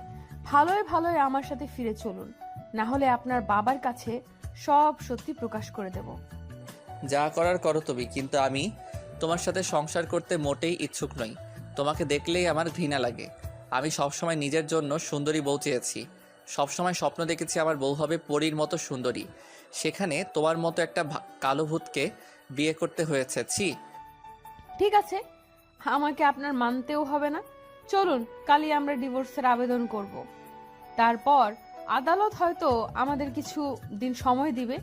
সেই কটা মাস একসাথে থেকে না হয় আমরা চিরকালের জন্য আলাদা হয়ে যাব। তখন আপনি একটা ডানা কাটা পরীকে বিয়ে করে নেবেন। এদিকে ইহান ও সীমা একসাথে বাড়িতে ফিরে আসেন। ইহানকে সুস্থ স্বাভাবিকভাবে বাড়ি ফিরতে দেখে রায়হান খান খুব বেশি নিশ্চিত হন। তিনি সীমাকে কৃতজ্ঞতা জানিয়ে বলেন, তোমাকে অনেক ধন্যবাদ আমার ছেলেকে সুস্থ স্বাভাবিকভাবে ফিরিয়ে আনার জন্য। আমার তোমার উপর বিশ্বাস ছিল যে তুমি এটা পারবে। সত্যি কি আপনার বিশ্বাস ছিল? যদি থাকতো তাহলে নিশ্চয়ই আমাকে এটা বলতেন না যে আপনার ছেলের সাথে আমার বিয়ে দেওয়া আপনার ভুল সিদ্ধান্ত ছিল। আমি আপনাকে দোষ দিব না, আসলে নিজের স্বার্থে আঘাত হানলে সবাই নিজের আসল রূপ দেখায়। যাই হোক, আপনার ছেলের কীর্তির আগে শুনুন, সেই স্মৃতি হারায়নি, বরং আমাদের সাথে স্মৃতি হারানোর অভিনয় করছিল। কারণ কি জানেন? যাতে আমাকে নিজের জীবন থেকে দূর করে দিতে পারে। সেই জন্যই এমন করেছিল আপনার ছেলে। সীমা যা বলছে তা কি সত্যি? ইহান, তুমি কি সব অভিনয় করছো? হ্যাঁ, ও যা বলছে সব সত্যি। তুমি খবরদার আমার ছেলেকে কিচ্ছু বলবে না, কারণ সব দোষ তোমার। তুমি কি ভেবেছিলে হুট করে একটা কালো মেয়েকে বউ করে ঘরে আনবা আর আমার ছেলে তাকে মেনে নেবে? আমার ছেলে তো চয়েস বলতে একটা জিনিস আছে। আমি চাই না আপনারা আর কেউ এই বিষয়টা নিয়ে ঝামেলা করেন। আমি চলে যাব সবকিছু ছেড়ে, কারণ আমার কাছে সবার আগে রয়েছে আমার আত্মসম্মান। তুমি কোথাও যাবে না। যতদিন না তোমার সাথে ইহানের ডিভোর্স আসছে ততদিন তুমি এই বাড়িতেই থাকবে। আমরা আজই এই ব্যাপারে উকিলের সাথে কথা বলে এসেছি। আমাদের 90 দিন মানে 3 মাস একসাথে থাকতে বলা হয়েছে। তার মধ্যে যদি সবকিছু ঠিক না হয় তাহলে ডিভোর্স নিতে পারবো। যদিও আমি জানি কিছু ঠিক হবে না, কিন্তু আদালতের নিয়ম মানতে হবে। তাই আগামী 3 মাস এই বাড়িতেই থাকবো। কিন্তু আপনারা চিন্তা করবেন না, আমি কারো কাছে কোনো অধিকার চাইবো না, নিজের মতোই থাকবো। এদিকে ইহান বিরক্ত হয়ে গেছে এসবে, তাই সে নিজের রুমে চলে যায়। ইহান চলে যাওয়ার কিছু সময় পর মান্নাত বেগমও চলে যান তার কানে কুমন্ত্রণা দিতে। রায়হান খান সীমার সামনে এসে তার মাথায় হাত বুলিয়ে দিয়ে বলে, আমাকে ক্ষমা করে দিও সীমা, আমার জন্যই হয়তো তোমার জীবন নষ্ট হয়ে গেল। আমি আপনাকে বা আপনার পরিবারের কাউকে ক্ষমা করতে পারবো না, কখনো না। এদিকে সীমা লক্ষ্য করছে 2 দিন থেকে ইনায়া বেশ চুপচাপ হয়ে গেছে। আগের মতো আর নেই মেয়েটা, যদিও এবারে কোনো ব্যাপারে নাক গলাতে চায় না। ইতিমধ্যে সে নিজের পেশায় নিযুক্ত হয়েছে, বেশ ভালোভাবে ইঞ্জিনিয়ারিং করছে। সীমার এখন আর কোনো বিষয়ে ভাবার সময় নেই। কিন্তু আজ রাতে সীমা একটি অদ্ভুত ঘটনার সাক্ষী হয়। রাতে গরম অনুভব করায় ছাদে চলে গিয়েছিল সীমা। সেখান থেকে শুনতে পায় ইনিয়া ফোনে কাউকে বলছে, তুমি কবে আমার ফ্যামিলিতে বিয়ের প্রস্তাব নিয়ে আসবে জিসান? তুমি জানো না সব কিছু যদি জানাজানি হয়ে যায় তাহলে কত বড় বিপদ হবে? এদিকে সীমার মনে কৌতূহল জন্ম নেয়, সে মনোযোগ দিয়ে তাদের কথোপকথন শুনতে থাকে। ইনিয়া একসময় কাঁদতে কাঁদতে বলে, আমি বুঝতে পারছিলাম আমি প্রেগনেন্ট হয়ে গেছি, কারণ অনেক দিন থেকেই বিভিন্ন সিমটমস দেখা দিচ্ছিল। আজ তো টেস্ট করে এই ব্যাপারে একদম শিওর হয়ে গেছি। এদিকে সীমা একদম হতবাক হয়ে যায় ইনায়ের কথা শুনে। সমাজে কুমারী মেয়ের প্রেগনেন্ট হয় কেউ ভালো চোখে দেখে না। এটা কোনো ভালো কাজও নয়, বরং ভীষণ নিকৃষ্ট একটি ঘটনা। ইনিয়া যে এত বড় অঘটন ঘটিয়েছে সেটা ভেবেই সীমার কেমন জানি লাগছিল। ইনায়ের কান্নার গতি আরও বৃদ্ধি পায়। সে ফোনে বিপরীত থেকে থাকা মানুষটিকে অনুরোধ করে বলতে থাকে, প্লিজ জিসান, এভাবে আমাকে অসহায় করে ছেড়ে দিও না, ব্রেকআপ করো না। হ্যালো হ্যালো, শুনতে পাচ্ছ জিসান? হ্যালো। এদিকে ফোন কেটে দেয় জিশান। ইনায়া পরপর কয়েকবার কল করে কিন্তু জিশান আর রিসিভ করে না। একসময় ইনায়ার নাম্বার ব্লক করে দেয় জিশান। ইনায়া অসহায়ের মতো কাঁদতে থাকে। এমন সময় সীমা এসে তার কাঁধে হাত রাখে। ইনায়া চমকে যায়। সীমাকে দেখে ইনায়া রাগে স্বরে বলে, তুমি এখানে কি করছো? শুনছো না কি কিছু? আমি সব কথাই শুনেছি। এখন আর কি, যাও সবাইকে গিয়ে সব কথা বলে দাও। আমার সর্বনাশ করতে পারলে তো তুমি অনেক খুশি হবে। সবাইকে নিজের মতো ভেবো না ইয়ানা। তুমি আমার খারাপ চাইতে পারো, বাট ট্রাস্ট মি, আমি তোমার কোনো ক্ষতি চাই না। তবে তুমি যে কাজটা করেছো সেটা অন্যায়। বিয়ের আগে শারীরিক সম্পর্ক করা এটা ভালো কাজ নয়। এখন বুঝতে পারছো তো সেটা? কি করব আমি? জিসানকে খুব ভালোবাসতাম যে, ওকে বিশ্বাস করে নিজের দেহ মন সব উজাড় করে দিয়েছিলাম। আর ও? নিজের সম্মান রক্ষা করা মেয়েদের দায়িত্ব, যেটা তুমি করতে পারোনি। শোনো, তোমার জ্ঞান কেউ শুনতে চায়নি। আমার সমস্যার সমাধান আমি নিজেই করতে পারবো। এদিকে সীমাকে আর কিছু বলার সুযোগ না দিয়ে ইনায়া নিজের রুমে চলে যায়। ইনায়া সিদ্ধান্ত নিয়েছে সে তার গর্ভে থাকা বাচ্চাটি নষ্ট করবে। তার সে একটি হাসপাতালে এসেছে। ইনায়া যখন বাড়ি থেকে বের হয় তখন সে ফোনে কাউকে এই ব্যাপারে বলছিল, যা সীমার কানে আসে। তাই সীমা ইনায়ার পিছু নেয়। অতঃপর তার পিছন পিছন হাসপাতালে চলে আসে। ইনায়া হাসপাতালে প্রবেশ করার আগে সীমা তার হাত ধরে বলে, আমি জানি তুমি এখানে কেন এসেছো। চলো আমার সাথে ফিরে চলো। এমনিতেই অনেক বড় একটা পাপ করেছো, এখন নিজের পাপের বোঝা আর বাড়ানোর দরকার নেই। তোমাকে আগেও বলেছি আমাকে জ্ঞান দিতেই শোনা, আমি নিজের ব্যবস্থা নিজেই করতে পারবো। আমি জ্ঞান দিতে আসিনি, তোমাকে ঠিক ভুলের পার্থক্য বোঝাতে এসেছি। দেখো, তুমি যেটা করেছো সেটা তোমার ভুল। এই বাচ্চাটার তো কোনো দোষ নেই, তাহলে ওকে কেন শাস্তি দেবে? তো কি করব আমি? বাবার নাম পরিচয়হীন এই বাচ্চাকে পৃথিবীতে এনে মানুষের হাসির পাত্র হব? জিসান বলে দিয়েছে সে আমার সাথে যোগাযোগ রাখতে চায় না। তুমি আমার সাথে এসো। এদিকে সীমা ইনায়ার কোনো কথা না শুনে তাকে নিয়ে গাড়িতে বসায়। অতঃপর তাকে একটি বস্তিতে নিয়ে যায়। ইনায়া জিজ্ঞেস করে, এখানে কেন এনেছো আমাকে? এদিকে সীমা কোনো উত্তর না দিয়ে ইনায়াকে বস্তির ভেতর নিয়ে যায়। বস্তির একটি পরিবারকে দেখায়, যেখানে একজন মা নিজে না খেয়ে তার 3 সন্তানদের মুখে ভাত তুলে দিচ্ছে। সীমা ইনায়াকে উদ্দেশ্য করে বলে, দেখতে পাচ্ছো, এটাই হলো মাতৃত্ব। একজন মা নিজে না খেয়ে তার সন্তানদের খাওয়াচ্ছে, আর তুমি নিজের অনাগত সন্তানকে শেষ করতে চাইছো। আমি আমার বাচ্চাকে পৃথিবীতে আনতে চাই। সীমা খুশি হয়, এটাই তো চেয়েছিল সে। অতঃপর ইনায়াকে নিয়ে বাড়িতে ফেরে। যেহেতু কোনো কিছু লুকিয়ে লাভ নেই, তাই রায়হান খান, মান্নাত বেগম, ইহান সবাইকে ড্রয়িং রুমে উপস্থিত হতে বলে সীমা। সবাই ড্রয়িং রুমে উপস্থিত হলে সীমা বলে, আপনাদের সবাইকে একটা জরুরি কথা জানাতে চাই। কি বলবে তাড়াতাড়ি বলো, আমার অনেক কাজ আছে। এই পরিবারে একটি নতুন সদস্য আসতে চলেছে। তুমি আমার ইহানের বাচ্চার মা হতেই পারো না। ইহান তো তোমাকে কোনোদিন স্পর্শ পর্যন্ত করেনি। তুমি কি ভেবেছো অন্য কারো বাচ্চা পেটে ধরে আমার ইহানের নামে দোষ চাপিয়ে দেবে? এটা হবে না। দেখেছো তো তুমি কেমন মেয়েকে বাড়ির বউ করে এনেছো, যার চরিত্রের ঠিক নাই। আমার চরিত্রের দিকে আঙুল তোলার আগে নিজের মেয়ের দিকে তাকান। প্রেগনেন্ট আমি নই, প্রেগনেন্ট আপনার মেয়ে। এদিকে সীমার কথায় যেন খান ভিলা ড্রয়িং রুম বেশ বড়সড় একটা বিস্ফোরণ ঘটে যায়। রায়হান খান কড়া দৃষ্টি নিক্ষেপ করে নিজের মেয়ের দিকে। রাগে ক্রোধে নিজের হাতের মুঠো শক্ত করে ইনায়ার দিকে এগিয়ে গিয়ে তাকে একের পর এক থাপ্পড় মারতে থাকেন। মান্নাত বেগমও মাথায় হাত দিয়ে বসে পড়েন। নিজের মেয়ের এমন কুকীর্তির কথা জেনে তার মুখ একদম ছোট হয়ে গেছে। ইহানও ইনায়াকে বকাবকি করতে থাকে। রায়হান খান ইনায়াকে ছেড়ে মান্নাত বেগমের সামনে এসে বলেন, খুব তো বড় বড় কথা বলো। নিজের মেয়েকে এ কেমন শিক্ষা দিয়েছো? সি, আমার ভাবতে লজ্জা করছে। এসব কথা যদি বাইরে জানাজানি হয়ে যায় তাহলে আমার মান সম্মান পুরো ধুলোয় মিশে যাবে। দিকে মান্নাত বেগম নিজের মেয়ের দিকে এগিয়ে যান। তাকে এলোপাতাড়ি মারতে মারতে বলেন, শৈতান মেয়ে, এই দিন দেখার জন্য তোকে জন্ম দিয়েছিলাম। সত্যি করে বল, এই বাচ্চাটা কার? না হলে তোকে আমি আজই শেষ করে দিব। তোকে জন্ম দিয়ে যে পাপ করেছি, আজ তোকে মেরেই সেই পাপের প্রায়শ্চিত্ত করব।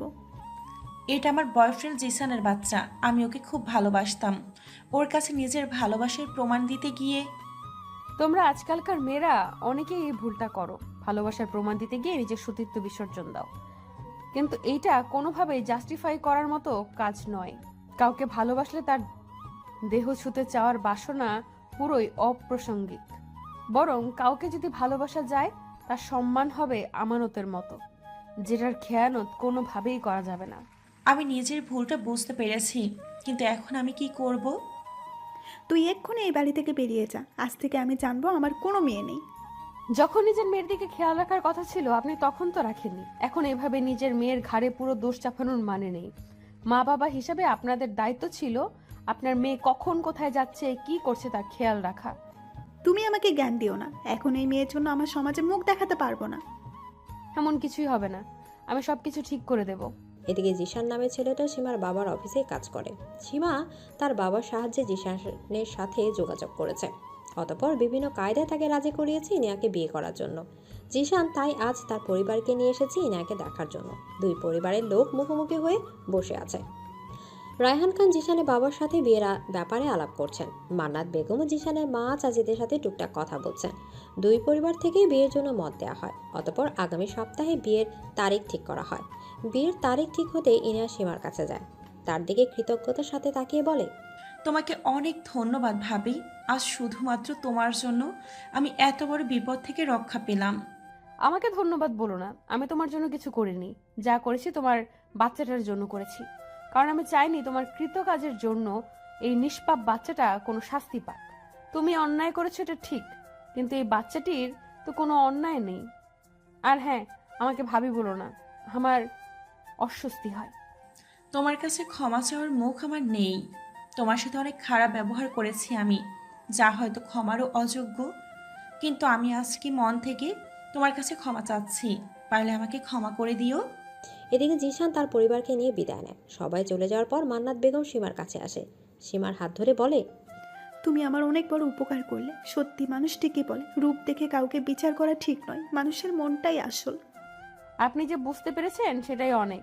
কিন্তু আমি কিন্তু এত সহজে আপনি আমাকে যা যা অপমান করেছেন সেটা ভুলে যাব না। এতটা দয়ালু আমি নই। তবে আপনার কাছে অনুরোধ, আর কখনো গায়ের রং বা চেহারা নিয়ে কাউকে খোঁটা দিবেন না। এই দেখুন না, আমার গায়ের রং কালো, কিন্তু আমি কখনো এমন কোনো কাজ করিনি যার জন্য আমার বাবাকে অসম্মানিত হতে হয়েছে। বরং আমি ইঞ্জিনিয়ার হয়ে নিজের বাবার মুখ উজ্জ্বল করতে পেরেছি।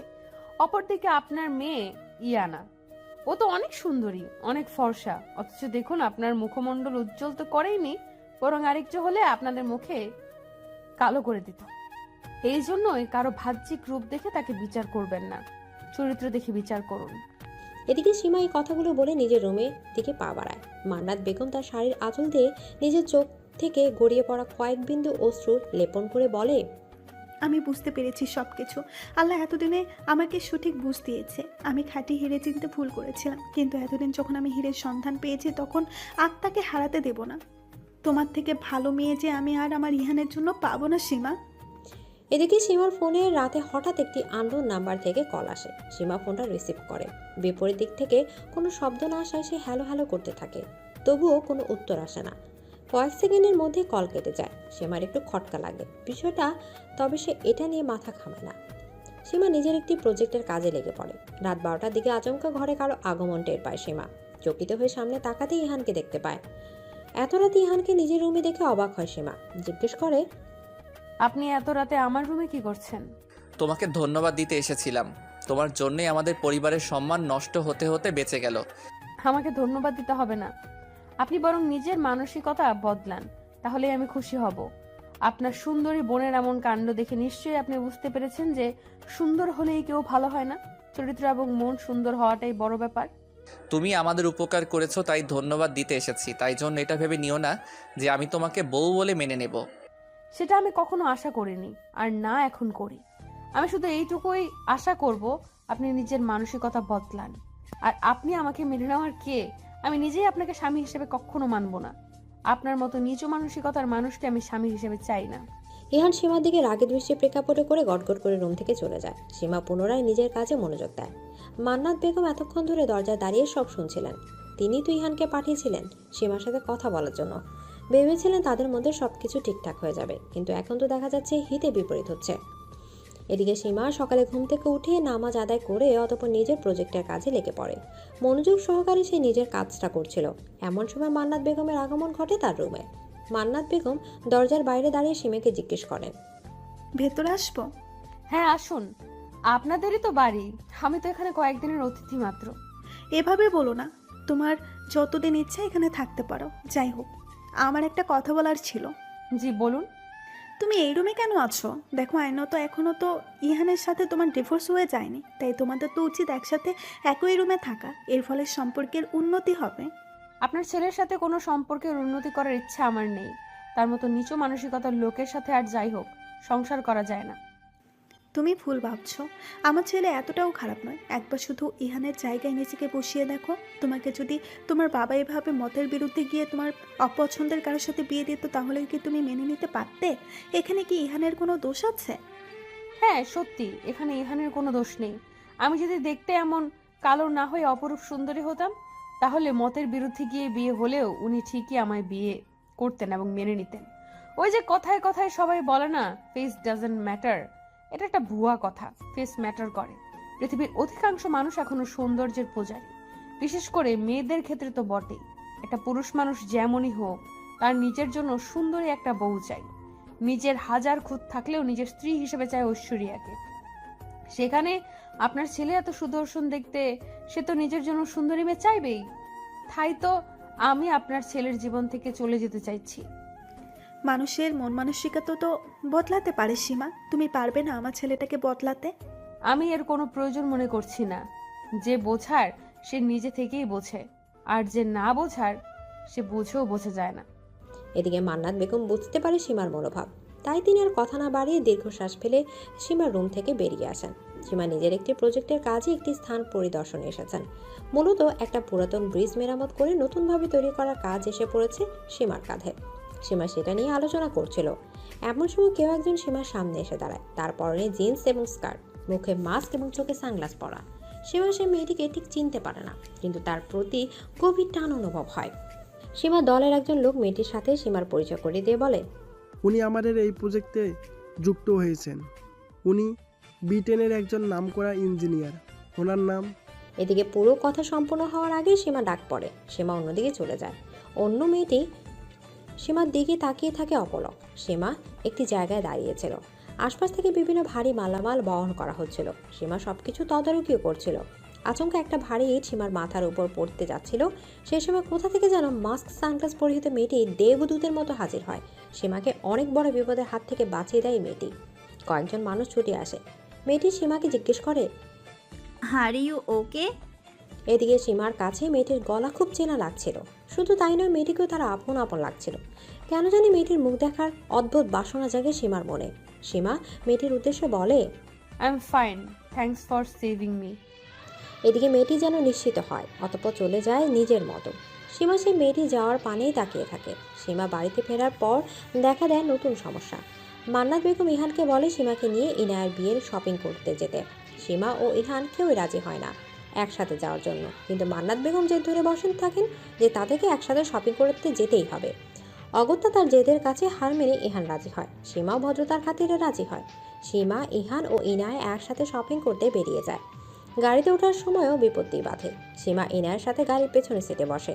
ইনায়কে মান্নাত বেগম বলেই দিয়েছে যে করে হোক সীমা ও ইহান যাতে পুরো রাস্তা একসাথে বসে যায়। সেই কারণে ইনায় সীমাকে বলে, ভাবি, আমার এভাবে যেতে প্রবলেম হচ্ছে, তুমি একটু সামনে যাবে প্লিজ? কি প্রবলেম? শ্বাস নিতে সমস্যা। এদিকে সীমা একবার ইহানের দিকে তাকায়। ইহান সামনে আসার সংকেত দিতেই সামনে এগিয়ে বসে সীমা। ইহান গাড়ি চালাতে শুরু করেন। শপিং মলে পৌঁছে সবার শপিংয়ে মনোযোগ দেয়। মূলত ইনায়ার বিয়ের জন্য শপিংয়ে আসার কারণে সবাই সেদিকটাই দেখছিল। এদিকে ইনায়া মনে করে মান্নাত বেগম তাকে কি বলেছিল। তিনি বলেছিলেন, শোনি আনা, তুই একটা ব্যাপার ভালোভাবে খেয়াল রাখবি। সীমা ও ইহান যেন একসাথে বেশি বেশি সময় কাটায়, এতে ওদের সম্প্রতি স্বাভাবিক হবে। এদিকে মায়ের আদেশ মতো কাজ করতে থাকে ইনেয়া। তাই সে এক পর্যায়ে ইহানের কাছে গিয়ে চুপি চুপি বলেন, ভাইয়া তুমি তো শুধু আমার জন্য লেহেঙ্গা দেখছো, ভাবির জন্য কিছু একটা কেনো। সে তো এসেছে আমাদের সাথে, তাকেও তো কিছু কিনে নিয়ে দেওয়া উচিত।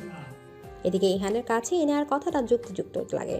সত্যি তো, সীমা যখন তাদের সাথে এসেছে তখন সীমাকে কিছু কিনে দেওয়া দরকার। ইহান পুরো শপিং মল ঘুরে খুব সুন্দর একটা পিঙ্ক কালারের শাড়ি পছন্দ করে সীমার জন্য। সীমা একজন সেলসম্যানকে বলে শাড়িটা প্যাক করে নেয়। সব কেনাকাটা শেষ হলে তারা শপিং মল থেকে বেরিয়ে আসে। অতঃপর শপিং মলের বাইরে এসে ইহান সীমার হাতে শাড়িটা তুলে দেয়। সীমা তো বিশাল অবাক হয়ে যায় ইহানের এই কাণ্ডে। জিজ্ঞেস করে, কি এটা? শাড়ি আপনার জন্য, দেখুন তো পছন্দ হয় কিনা। এদিকে সীমার অবাক হওয়ার মাত্রা বৃদ্ধি পায়। শাড়িটা বের করে দেখে সত্যি অনেক সুন্দর। ইহানকে ধন্যবাদ জানিয়ে বলে, শাড়িটা আমার পছন্দ হয়েছে, থ্যাংক ইউ। এদিকে ইহানের গাড়িটা শপিং মলের বিপরীত দিকে একটি পার্কিং লটে পার্ক করা ছিল। ইহান গাড়িটা আনার জন্য রাস্তা পারাপার হতে যাচ্ছিল। এমন সময় একটি গাড়ি দ্রুত বেগে তার দিকে যাচ্ছিল। সীমার নজরে আসে ব্যাপারটা। সীমা আর কালক্ষেপণ না করে ছুটে যায় ইহানকে বাঁচানোর জন্য। ইহানকে ধাক্কা দিয়ে গাড়ির সামনে থেকে সরিয়ে দেয়। সীমা গাড়ির সামনে পড়ে যায়। মুহূর্তে রক্তাক্ত হয়ে রাস্তায় লুটিয়ে পড়ে সে। এদিকে সীমা রাস্তায় লুটিয়ে পড়ার পর ইহান কিছু সময়ের জন্য বাকরুদ্ধ হয়ে যায়। অতঃপর ব্যাপারটা বুঝতে পারা মাত্রই চিৎকার দিয়ে এগিয়ে আসে সীমার দিকে। ইতিমধ্যে রাস্তায় অনেকেই জমা হয়ে গেছে। ইনায়া ও সীমা এই অবস্থায় দেখে ভীত হয়ে গেছে। ইহান আর সময় নষ্ট না করে দ্রুত সীমাকে কোলে তুলে নেয়। নিজের গাড়িতে করে সীমাকে নিয়ে হাসপাতালের উদ্দেশ্যে রওনা দেয়। ইনায়াও যায় তার সাথে। হাসপাতালে পৌঁছে গাড়ি থামিয়ে ইহান হন্তদন্ত হয়ে সীমাকে নিয়ে ছুটে ভেতরে যায়। সীমাকে জরুরি বিভাগে ভর্তি করানো হয়। সীমার অবস্থার কথা ইনায়া ফোন করে বাড়িতে জানায়। মান্নাত বেগম, রায়হান খান কিছু সময়ের ব্যবধানে হাসপাতালে চলে আসে। সীমা কোথায়? ওর অবস্থা এখন কেমন? অবস্থা বেশি ভালো না, ভাবির অনেক ব্লাড লস হয়েছে, ডক্টর বলেছে লাইফ রিস্ক আছে। অ্যাক্সিডেন্ট হলো কিভাবে? ভাইয়া পার্কিং লট থেকে গাড়ি আনার জন্য যাচ্ছিল, এমন সময় একটা গাড়ি ভাইয়ের দিকে এগিয়ে আসছিল। আর কেউ সেটা না দেখলেও ভাবির নজরে আসে ব্যাপারটা। ভাবি ভাইয়াকে বাঁচানোর জন্য এগিয়ে যায় এবং ভাইয়াকে বাঁচাতে গিয়ে নিজে আহত হয়। ইতিমধ্যে সীমার বাবা সাজ্জাদ চৌধুরী হাসপাতালে এসে উপস্থিত হন। নিজের মেয়ের এই অবস্থার কথা শুনে তিনি অনেক জরুরি একটা মিটিং ফেলে চলে এসেছেন। হাসপাতালে এসে সাজ্জাদ চৌধুরী রায়হান খানের কাছে জানতে চান, আমার সীমা কোথায়? ও কেমন আছে? তুই শান্ত হ, সীমার চিকিৎসা চলছে, ও সুস্থ হয়ে যাবে ইনশাল্লাহ। তুই আমাকে শান্ত হতে বলেছিস রায়হান? আমার মেয়ের এই অবস্থা আর আমি শান্ত থাকবো? শুনে রাখ, আমার মেয়ের যদি কিছু হয় তাহলে আমি কিন্তু কাউকে ছাড়বো না। তোদের জন্য আমার মেয়েটার জীবন শেষ হয়ে যেতে বসেছে। এদিকে রায়হান খান আর বলার মতো কিছু খুঁজে পান না, কারণ এখন সাজ্জাদ চৌধুরী ডেকে আছেন। তাই তাকে কোনো বুঝিয়ে লাভ নেই, এতে হিতে বিপরীত হতে পারে। এর মধ্যে ডাক্তার এসে বলেন, পেশেন্টের বাড়ির লোক কে আছেন, ওনার অবস্থা অবনতি ঘটেছে, অনেক বেশি ব্লাড লস হয়েছে, তাই ইমিডিয়েটলি রক্ত লাগবে। ওনার রক্তের গ্রুপও নেগেটিভ, যত তাড়াতাড়ি সম্ভব রক্তের ব্যবস্থা করুন। ইহান ব্লাড ব্যাংকে যোগাযোগ করে, নিজের অনেক বন্ধুর সাথেও যোগাযোগ করে, কিন্তু কারো রক্ত ও নেগেটিভ নয়। এই রক্ত সহজে খুঁজে পাওয়া যায় না। সাজ্জাদ চৌধুরী বলেন, আমার স্ত্রীর রক্ত ও নেগেটিভ ছিল, কিন্তু আমার রক্তের গ্রুপ আলাদা। সবাই এ নিয়ে খুব টেনশনে ছিল। ইহান অনেক কষ্টে যখন ও নেগেটিভ রক্তের সন্তান পায়, তখন ডাক্তার বলে, আমরা ইতিমধ্যে রক্ত পেয়ে গেছি। কোথা থেকে রক্ত পেলেন আপনি? আমাদের মধ্যে কেউ তো রক্ত এখনো জোগাড় করতে পারিনি। একটি মেয়ে রক্ত দিয়েছে। কে সেই মেয়ে যে আমাদের এত বড় উপকার করলো? তাকে আমার সামনে নিয়ে আসুন। আমার মেয়ের জীবন বাঁচিয়েছে সে, তার কাছ থেকে আমার কৃতজ্ঞতার শেষ নেই। মেয়েটি তার পরিচয় জানায়নি, তবে সে একজন মাস্ক পরিহিত ছিল। মেয়েটি কোথায় এখন? সেটা তো আমি বলতে পারছি না, কারণ ব্লাড দিয়ে মেয়েটি চলে গেছে। মেয়েটি যে করে হোক, আমি নিজের অভ্যন্তরের অন্তঃস্থল থেকে তাকে ধন্যবাদ জানাই। ধন্যবাদ তো জানানোই উচিত। আর যদি মেয়েটা সঠিক সময়ে এসে রক্ত না দিত, তাহলে তো আপনাদের পেশেন্টকে কোনোভাবেই বাঁচানো যেত না। আমি আল্লাহর কাছে মেয়েটির জন্য দোয়া করব, যেন অনেক সুখী হয়।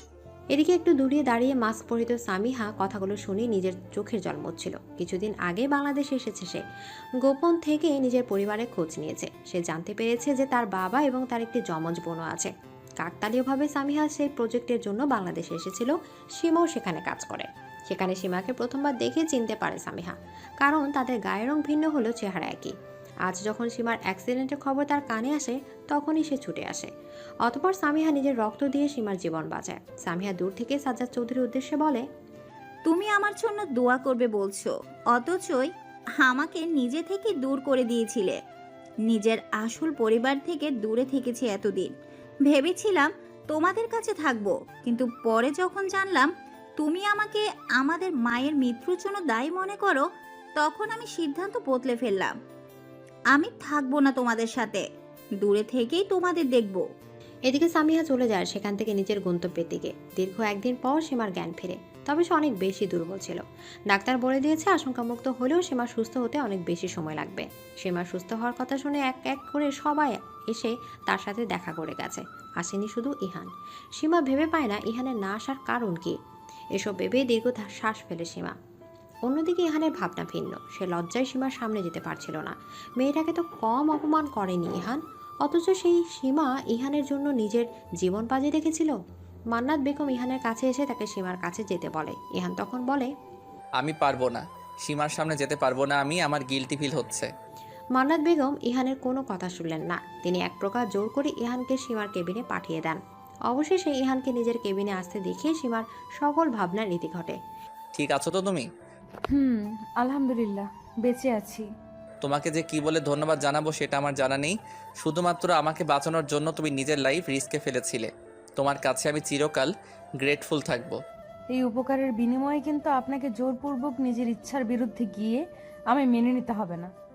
আমি জানি আপনি কখনো মন থেকে আমায় মানবেন না। সত্যি বলতে আমি কখনো সেটা আশাও করিনি। বাই দ্য ওয়ে, অনেক রাত হয়েছে। আপনি আপনার পরিবারের সদস্যদের নিয়ে নিজের বাড়িতে ফিরে যান। আজ থেকে আমি চিরকালের মতো আপনাকে মুক্তি দিলাম। আমি আর আপনাদের বাড়িতে ফিরবো না। এখান থেকে সরাসরি আব্বুর সাথে আমাদের বাড়িতে ফিরবো। ইহানের বুকটা কেন জানি না ছ্যাত করে ওঠে সীমার কথা শুনে। এতদিন তো সে এটাই চাইছিল, কিন্তু এখন সীমা তার থেকে দূরে যাবে এ কথাটা শুনেই তার কেন জানে কষ্ট হচ্ছে। হৃদয় দোলা দিয়ে যাচ্ছে কথাটা। এদিকে সীমা সুস্থ হওয়ার পর তার নিজের বাড়িতে এসেছেন। রায়হান খান, মান্নাত বেগম, ইনায়া তাকে অনেক অনুরোধ করেছিল ওই বাড়িতে যাওয়ার জন্য, কিন্তু সীমা তাদের অনুরোধ রাখতে পারেনি। নিজের মতো করে চলে এসেছে এই বাড়িতে। বর্তমানে বেলকনিতে বসে আকাশের দিকে তাকিয়ে আছে সীমা। গরম কফির কাপে চুমুক দিয়ে ইহানের কথা ভাবছে। সবাই তাকে ওই বাড়িতে ফিরে যেতে বললেও ইহান একবারও তাকে বলেনি। হয়তো সে চায় না সীমা আর ওই বাড়িতে ফিরুক। এসব ভেবে দীর্ঘশ্বাস ফেলে সীমা। নিজেই নিজেকে বলে, ইহান তো কখনো আমাকে চায়নি। তার তো নিজের জন্য একটা ডানা কাটা পরিচয় থাক না। আমি আর তার কথা ভাববো না। আল্লাহ যেন ইহানের ইচ্ছাটাই পূরণ করে, তাকে তার মনের মতো মেয়ের সাথেই যেন মিলিয়ে দেয়। এদিকে ইহানের অবস্থা অনেকটা সীমার মতো। সেও নিজের রুমে শুয়ে শুয়ে সীমার কথা ভাবছে। শুরু থেকে সীমার সাথে করা সব অন্যায় অপমানের কথা, অথচ এত কিছু করার পরও সীমা তার জন্য নিজের জীবন বাঁচিয়ে রেখেছিল। ইহান ভাবে সে সীমার যোগ্য নয়, সীমাকে কষ্ট ছাড়া আর কিছুই দিতে পারেনি। কিন্তু তবুও সীমার অনুপস্থিতি তার গুরুত্ব বুঝতে পারছে। আসলে কোনো কিছু আমাদের সাথে থাকলে আমরা তার গুরুত্ব বুঝতে পারি না। যতই সে দূরে চলে যাক তখনই তার গুরুত্ব বুঝতে পারি। ইহানের সাথেও সেটাই হচ্ছে। যখন সীমা তার কাছে ছিল তখন সীমাকে বুঝতে পারেনি কিংবা বুঝতে চায়নি, তাকে অবজ্ঞা করে গেছে। এখন যখন সীমা তার কাছে নেই তখন সীমার কথা ভাবছে। সীমার স্মৃতিগুলো তাকে অনেক বেশি ভাবাচ্ছে, কষ্ট দিচ্ছে প্রচুর। ইহান নিজের বুকের বাঁ পাশে হাত রেখে বলে, কেন এত ভাবছি আমি সীমার কথা? তাকে নিয়ে ভাবনা তো আমার হৃদয়ে আসার কথা না। কেন এত কষ্ট হচ্ছে আমার? তাহলে কি? হ্যাঁ, তুই ঠিকই ভেবেছিস। তোর হৃদয় জুড়ে সীমা রয়েছে, তাই তোর এত কষ্ট হচ্ছে সীমার জন্য। নিজের হৃদয়ের কথা তুই বোঝার চেষ্টা কর। তোর মন কি চাই সেটা বোঝ ইহান। এখনো সময় আছে, তোদের ডিভোর্স হয়নি এখনো।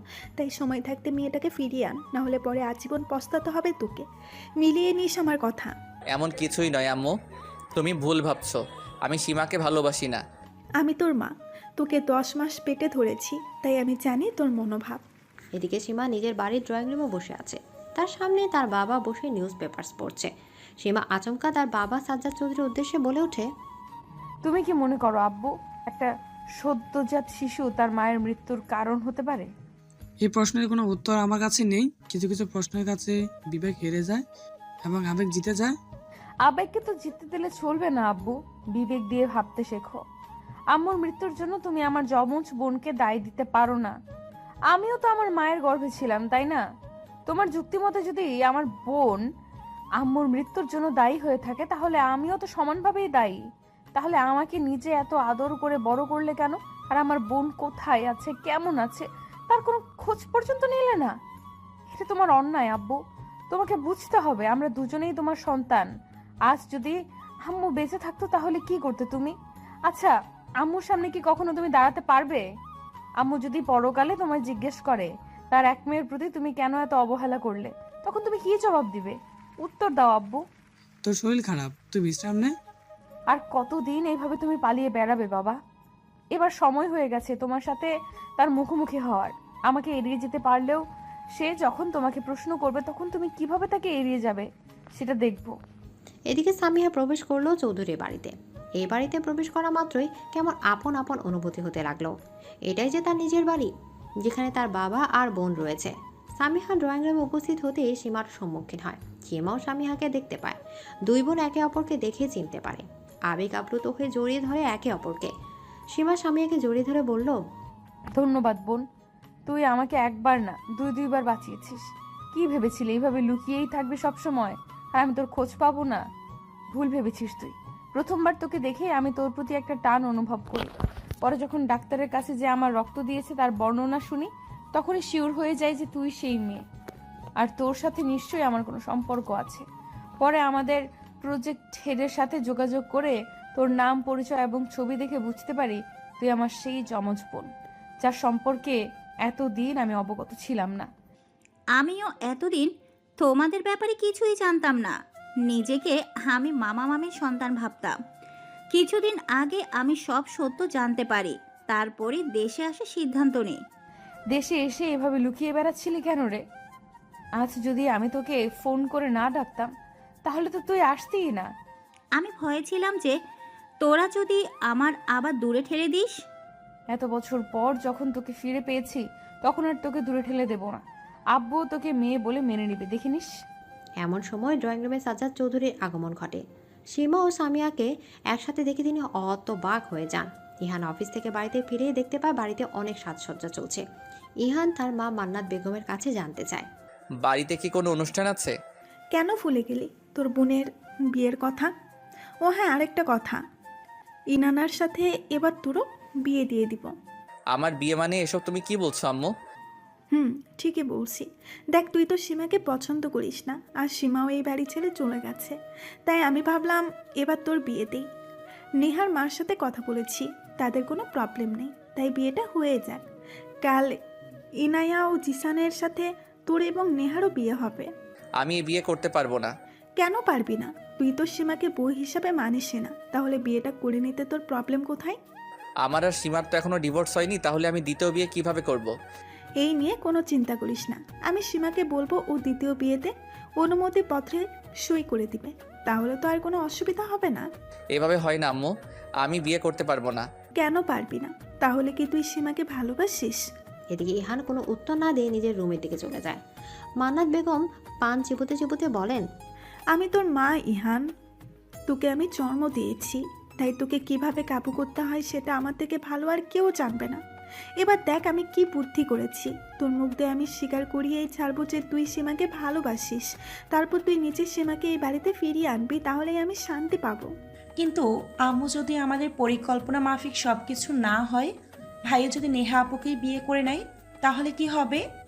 সেটা ইহান করতে পারবে না। আমি ওর মা, ওর চোখ দেখে ওর অনুভূতি বুঝতে পারি আমি।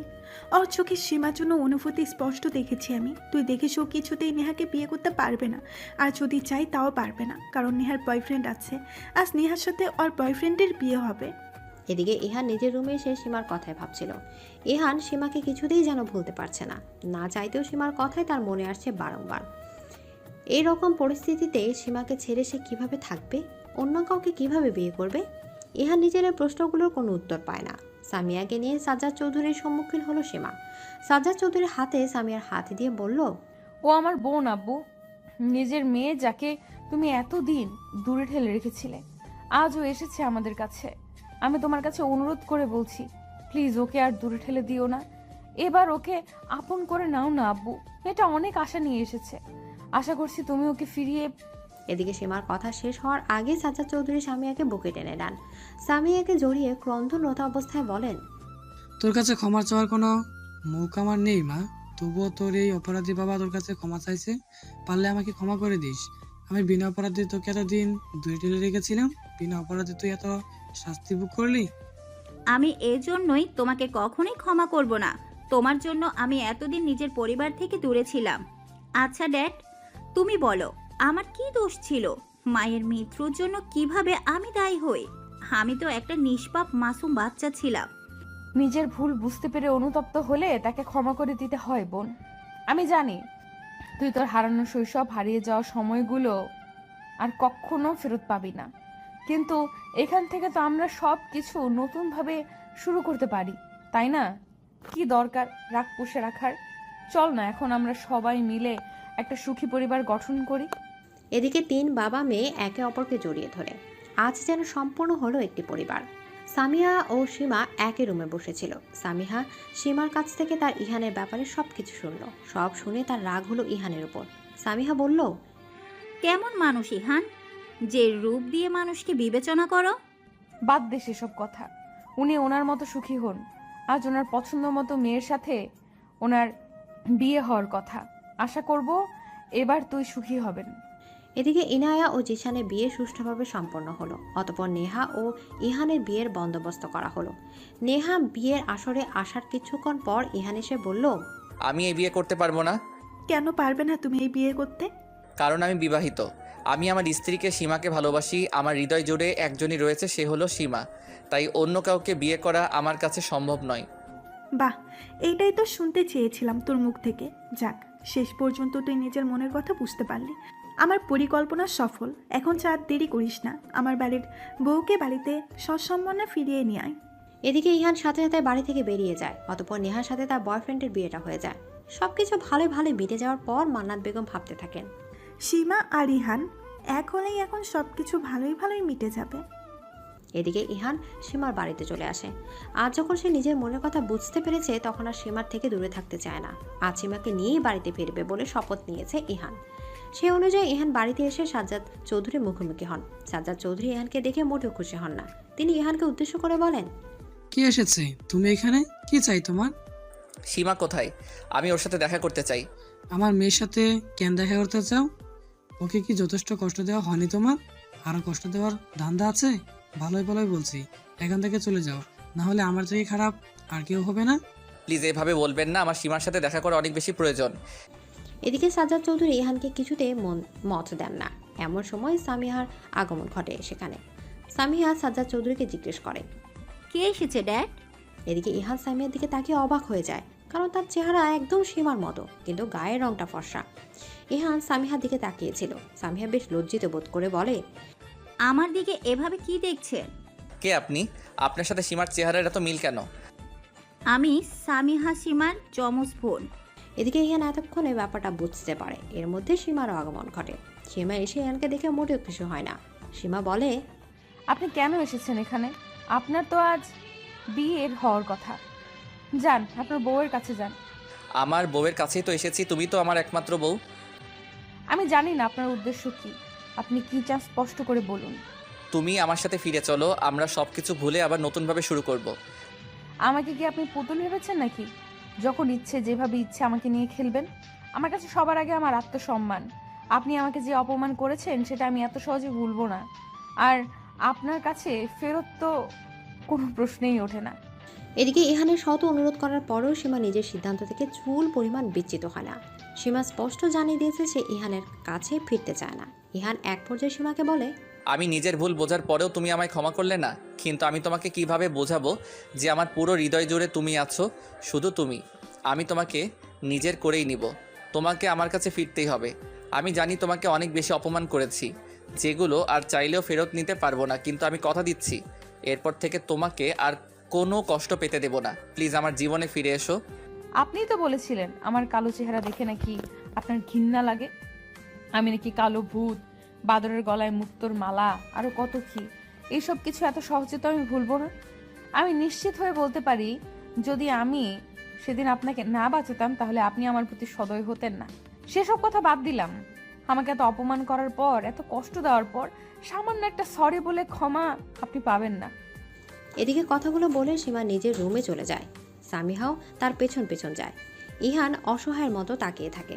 সাজ্জাদ চৌধুরী ইহানের উদ্দেশ্যে বলেন, তুমি আমার মেয়ের থেকেই দূরে থেকো, সেটাই তোমার জন্য ভালো হবে।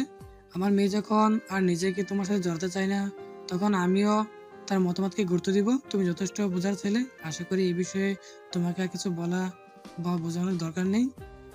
আমি ভালোবাসি সীমাকে, তাই যে কোনো মূল্যে ওকে আমি নিজের কাছে ফিরিয়ে আনবই। আমার মেয়ে না চাইলেও কি তুমি নিজের কাছে নিয়ে যেতে পারবে না? আপনার ধারণা ভুল। আমি আইনত এখনও সীমার স্বামী, তাই সীমার উপর সম্পূর্ণ রাইট আমার আছে, কিন্তু আমি ওর উপর কোনো জোরাজোরি করব না। আমি জানি একদিন ও নিজে থেকে আমার কাছে আসবে, এটা আমি হলফ করে বলতে পারি। সেদিন আপনিও নিশ্চয়ই রাজি হবেন। এদিকে ইহান সীমার বাড়ি থেকে বেরিয়ে যায়। এখন সে ভাবতে থাকে কিভাবে সীমাকে ফিরিয়ে আনবে। রাতে চৌধুরী বাড়িতে সবাই একসাথে বসে ডিনার করছিল। সামিহা সবাইকে কিছু একটা বলতে চাইছিল, কিন্তু সাহস পাচ্ছিল না। সীমা সামিহার মনোভাব বুঝতে পেরে বলে, তুই কি আমাদের কিছু বলতে চাস? তোকে কিরকম যেন লাগছে। আজ আসলে এখানে একজনের আসার কথা। কে আসবে? আমি।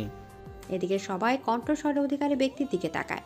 ব্রাউন কালার চুল, সাদা ধবধবে চেহারার এক যুবককে দেখে সাজ্জাদ চৌধুরী, সীমা দুজনেই চমকে যায়। সামিহা প্রফুল্ল চিত্তে তাকালেও তার চোখে মুখে ভয়ের ছাপও স্পষ্ট ছিল। Hello everyone, my name is Burak Hasan. এই ছেলেটা কে? তুই চিনিস নাকি? ও আমার বয়ফ্রেন্ড। ছেলেটাকে তো বিদেশি মনে হচ্ছে, কিন্তু বাংলা বুঝছি কিভাবে? ওর মা একজন ব্রিটিশ, কিন্তু বাবা বাংলাদেশি। আমাদের অনেক বছরের রিলেশন। বিদেশে আমাদের সম্পর্কের কথা সবাই জানে। আমাদের এঙ্গেজমেন্টও হয়ে গেছে, বাট তখন তো আর আমি আমার আসল ফ্যামিলি সম্পর্কে জানতাম না। এখন যখন জেনে গেছি, তখন তোমরা যদি রাজি থাকো তাহলে আমরা বিয়ে করব। তুমি যখন রাজি, তখন আমার আর কিসের মতামত?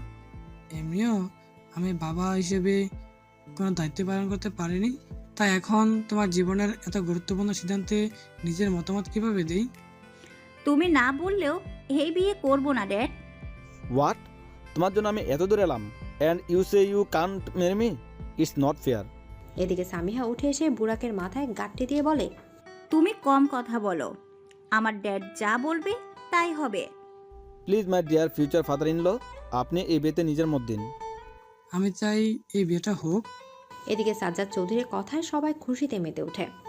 এদিকে সময় কারোর জন্য অপেক্ষা করে না। দেখতে দেখতে অতিবাহিত হয়ে গেছে 2টি মাস। আর মাত্র একদিন পরে সামিহা ও বুরাকের বিয়ে। বিয়ের প্রায় সব আয়োজন সমাপ্ত। এখন শুধু বিয়ে হওয়াটাই বাকি আছে। আজ শেষবারের মতো রাতে একসাথে শুয়ে আছে সীমা ও সামিহা। সামিহা ও সীমা বিভিন্ন বিষয় নিয়ে আলোচনা করছিল। এক পর্যায়ে সামিহা হঠাৎ বলে ওঠে, তুমি ইহানের ব্যাপারে কিছু ভেবেছিস? এই ব্যাপারে আর ভাবার মতো কিছু নেই। যা ভাবার আমার ভাবা হয়ে গেছে। ছেলেটাকে কি একটা সুযোগ দেওয়া যায় না? এই 2 মাসে তো কম চেষ্টা করেনি সে তোকে নিজের কাছে ফিরিয়ে পাবার। তুই বারবার ওকে ফিরিয়ে দিয়েছিস, তবুও সে নিজের মান সম্মানের তোয়াক্কা না করে তোর কাছে এসেছে। তোর তো উচিত একটু হলেও গলে যাওয়া। আমার মনে যে ক্ষত তৈরি হয়েছে তার উপশম এইভাবে সম্ভব নয়। আচ্ছা, যখন আমি আব্বুর উপর রাগ করেছিলাম, তখন তুই তো বলেছিলি কেউ তার ভুল বুঝে যদি আমাদের ক্ষমা চায়, তাহলে তাকে ক্ষমা করে দেওয়া উচিত। তাহলে আব্বু আমার সাথে যা করেছিল সেটা নিশ্চয়ই ইহানের থেকে বড় নয়। আব্বু আমাকে নিজের থেকে দূরে রেখেছিল, নিজের পরিবার থেকেও। তবুও আমি যখন তাকে এক কথায় ক্ষমা করে দিতে পেরেছি, তাহলে তুই কেন পারবি না? বলতে পারিস ইহান তো সেই তুলনায় তোর সাথে খারাপ কিছু করেনি। হ্যাঁ, তোর গায়ের রং নিয়ে অনেক কথা শুনিয়েছে, কিন্তু একবার তুই ইহানের জায়গায় নিজেকে বসিয়ে দেখ। সবাই তো নিজের জীবন সম্পর্কে একটা প্রত্যাশা আছে, তারও নিশ্চয় ছিল।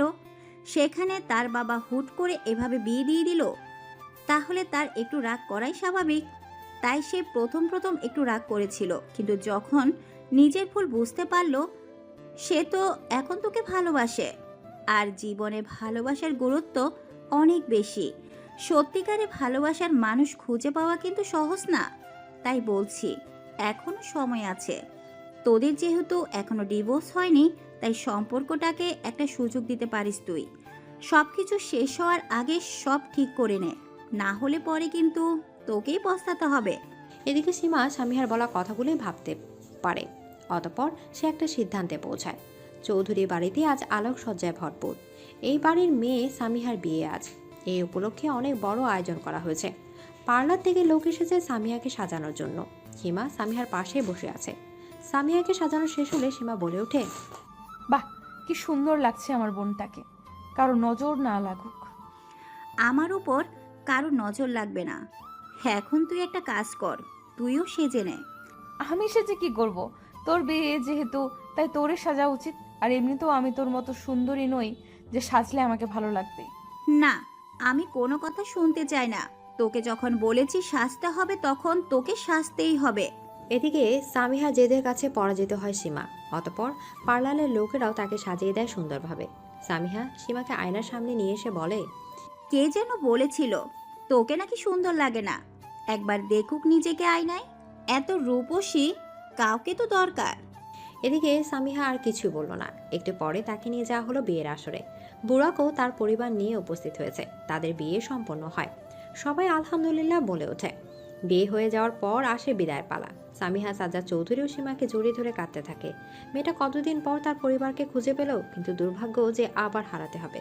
সামিহা সীমাকে জড়িয়ে ধরে বলে, কাল রাতে তোকে যে কথাগুলো বললাম সেগুলো একবার ভেবে দেখিস। আমি ইতিমধ্যে এই ব্যাপারে ভেবে নিয়েছি।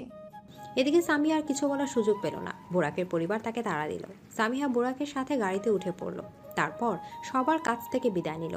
রওনা দিল নতুন গন্তব্যে। ভিড় কমে যাওয়ার পর সীমা লক্ষ্য করলো ইহানকে। ইহান সীমার দিকে এগিয়ে এসে তাকে বলল, আমি অনেক চেষ্টা করেও পারলাম না তোমাকে মানাতে। এখন আর জোর করতে চাই না। তুমি চাইলে ডিভোর্স। কেমন ভালোবাসেন আপনি আমায়, এত সহজে হাল ছেড়ে দিলেন। আর আমি কিনা আপনার জন্য অপেক্ষায় ছিলাম। তার মানে তুমি আমার জীবনে ফিরবে? এদিকে সীমা আর সময় নষ্ট না করে জড়িয়ে ধরে ইহানকে। তাদের মধ্যে সব দূরত্ব যেন মিটে যায়। সীমাকে সাথে নিয়ে নিজের বাড়িতে ফিরল ইহান। সীমাকে ফিরতে দেখে রায়হান খান, মান্নাত বেগম দুজনেই খুব খুশি হন। মান্নাত বেগম তো সীমাকে জড়িয়ে ধরে বললেন, এই দিনের অপেক্ষাতেই তো ছিলাম।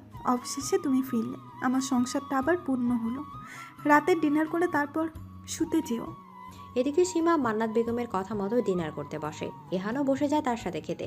খাওয়া দাওয়া শেষ করে অতঃপর সীমা ও ইহান দুজনেই নিজেদের রুমে চলে যায়। ইহান রুমে প্রবেশ করা মাত্র সীমাকে বলে, তোমাকে আমাদের রুমে পুনরায় সুস্বাগতম। এর আগে এই রুমে তোমাকে স্ত্রীর মর্যাদা দেইনি, কিন্তু এবার পূর্ণ মর্যাদার সাথে তোমাকে নিয়ে এলাম।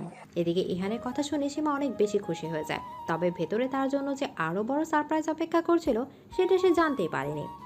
বিছানার দিকে তাকা দিয়ে সীমা দেখতে পায় ফুল দিয়ে সজ্জিত। ইহান বলে, আমাদের বাসরটাও তো এখনো হয়নি, তাই আজ না হয়। এদিকে ইহান পুরো কথা সম্পন্ন করতে পারে না। তার আগে সীমার মুখ লজ্জায় লাল হয়ে যায়। ইহান সীমার লাজুক মুখ দেখে মুচকি হেসে বলে, এত লজ্জা পেও না প্রিয়তমা, আজ আমাদের মিলনের সময় ঘনিয়ে আসছে। এদিকে ইহান সীমার কাছে আসতে থাকে। সীমা বিছানায় গিয়ে চুপটি করে বসে। ইহান ও সীমার ঘনিষ্ঠতা ধীরে ধীরে বাড়তে থাকে। আজকের রাত সাক্ষী হয় তাদের দুজনের ভালোবাসার। সকালে ঘুম থেকে ওঠা মাত্রই সীমা নিজেকে ইহানের কাছে অনেক কাছাকাছি আবিষ্কার করে। ইহানের ঘুম ভেঙে গেলে সে দেখতে পায় সীমা তার দিকে তাকিয়ে আছে। ইহান সীমাকে বলে, তোমার স্থান আমার বুকে রয়েছে। জানো, আগে আমার কাছে সৌন্দর্যের সংজ্ঞা ছিল যে ফর্সা হলেই সুন্দর, কিন্তু তোমাকে ভালোবাসার পর আমি বুঝতে পেরেছি আসল সৌন্দর্যকে মানুষের মনে রয়েছে। কারণ ভালোবাসা যে হৃদয় গঠিত ব্যাপার। আর আজ দেখো, আমার হৃদয় জুড়ে তুমি।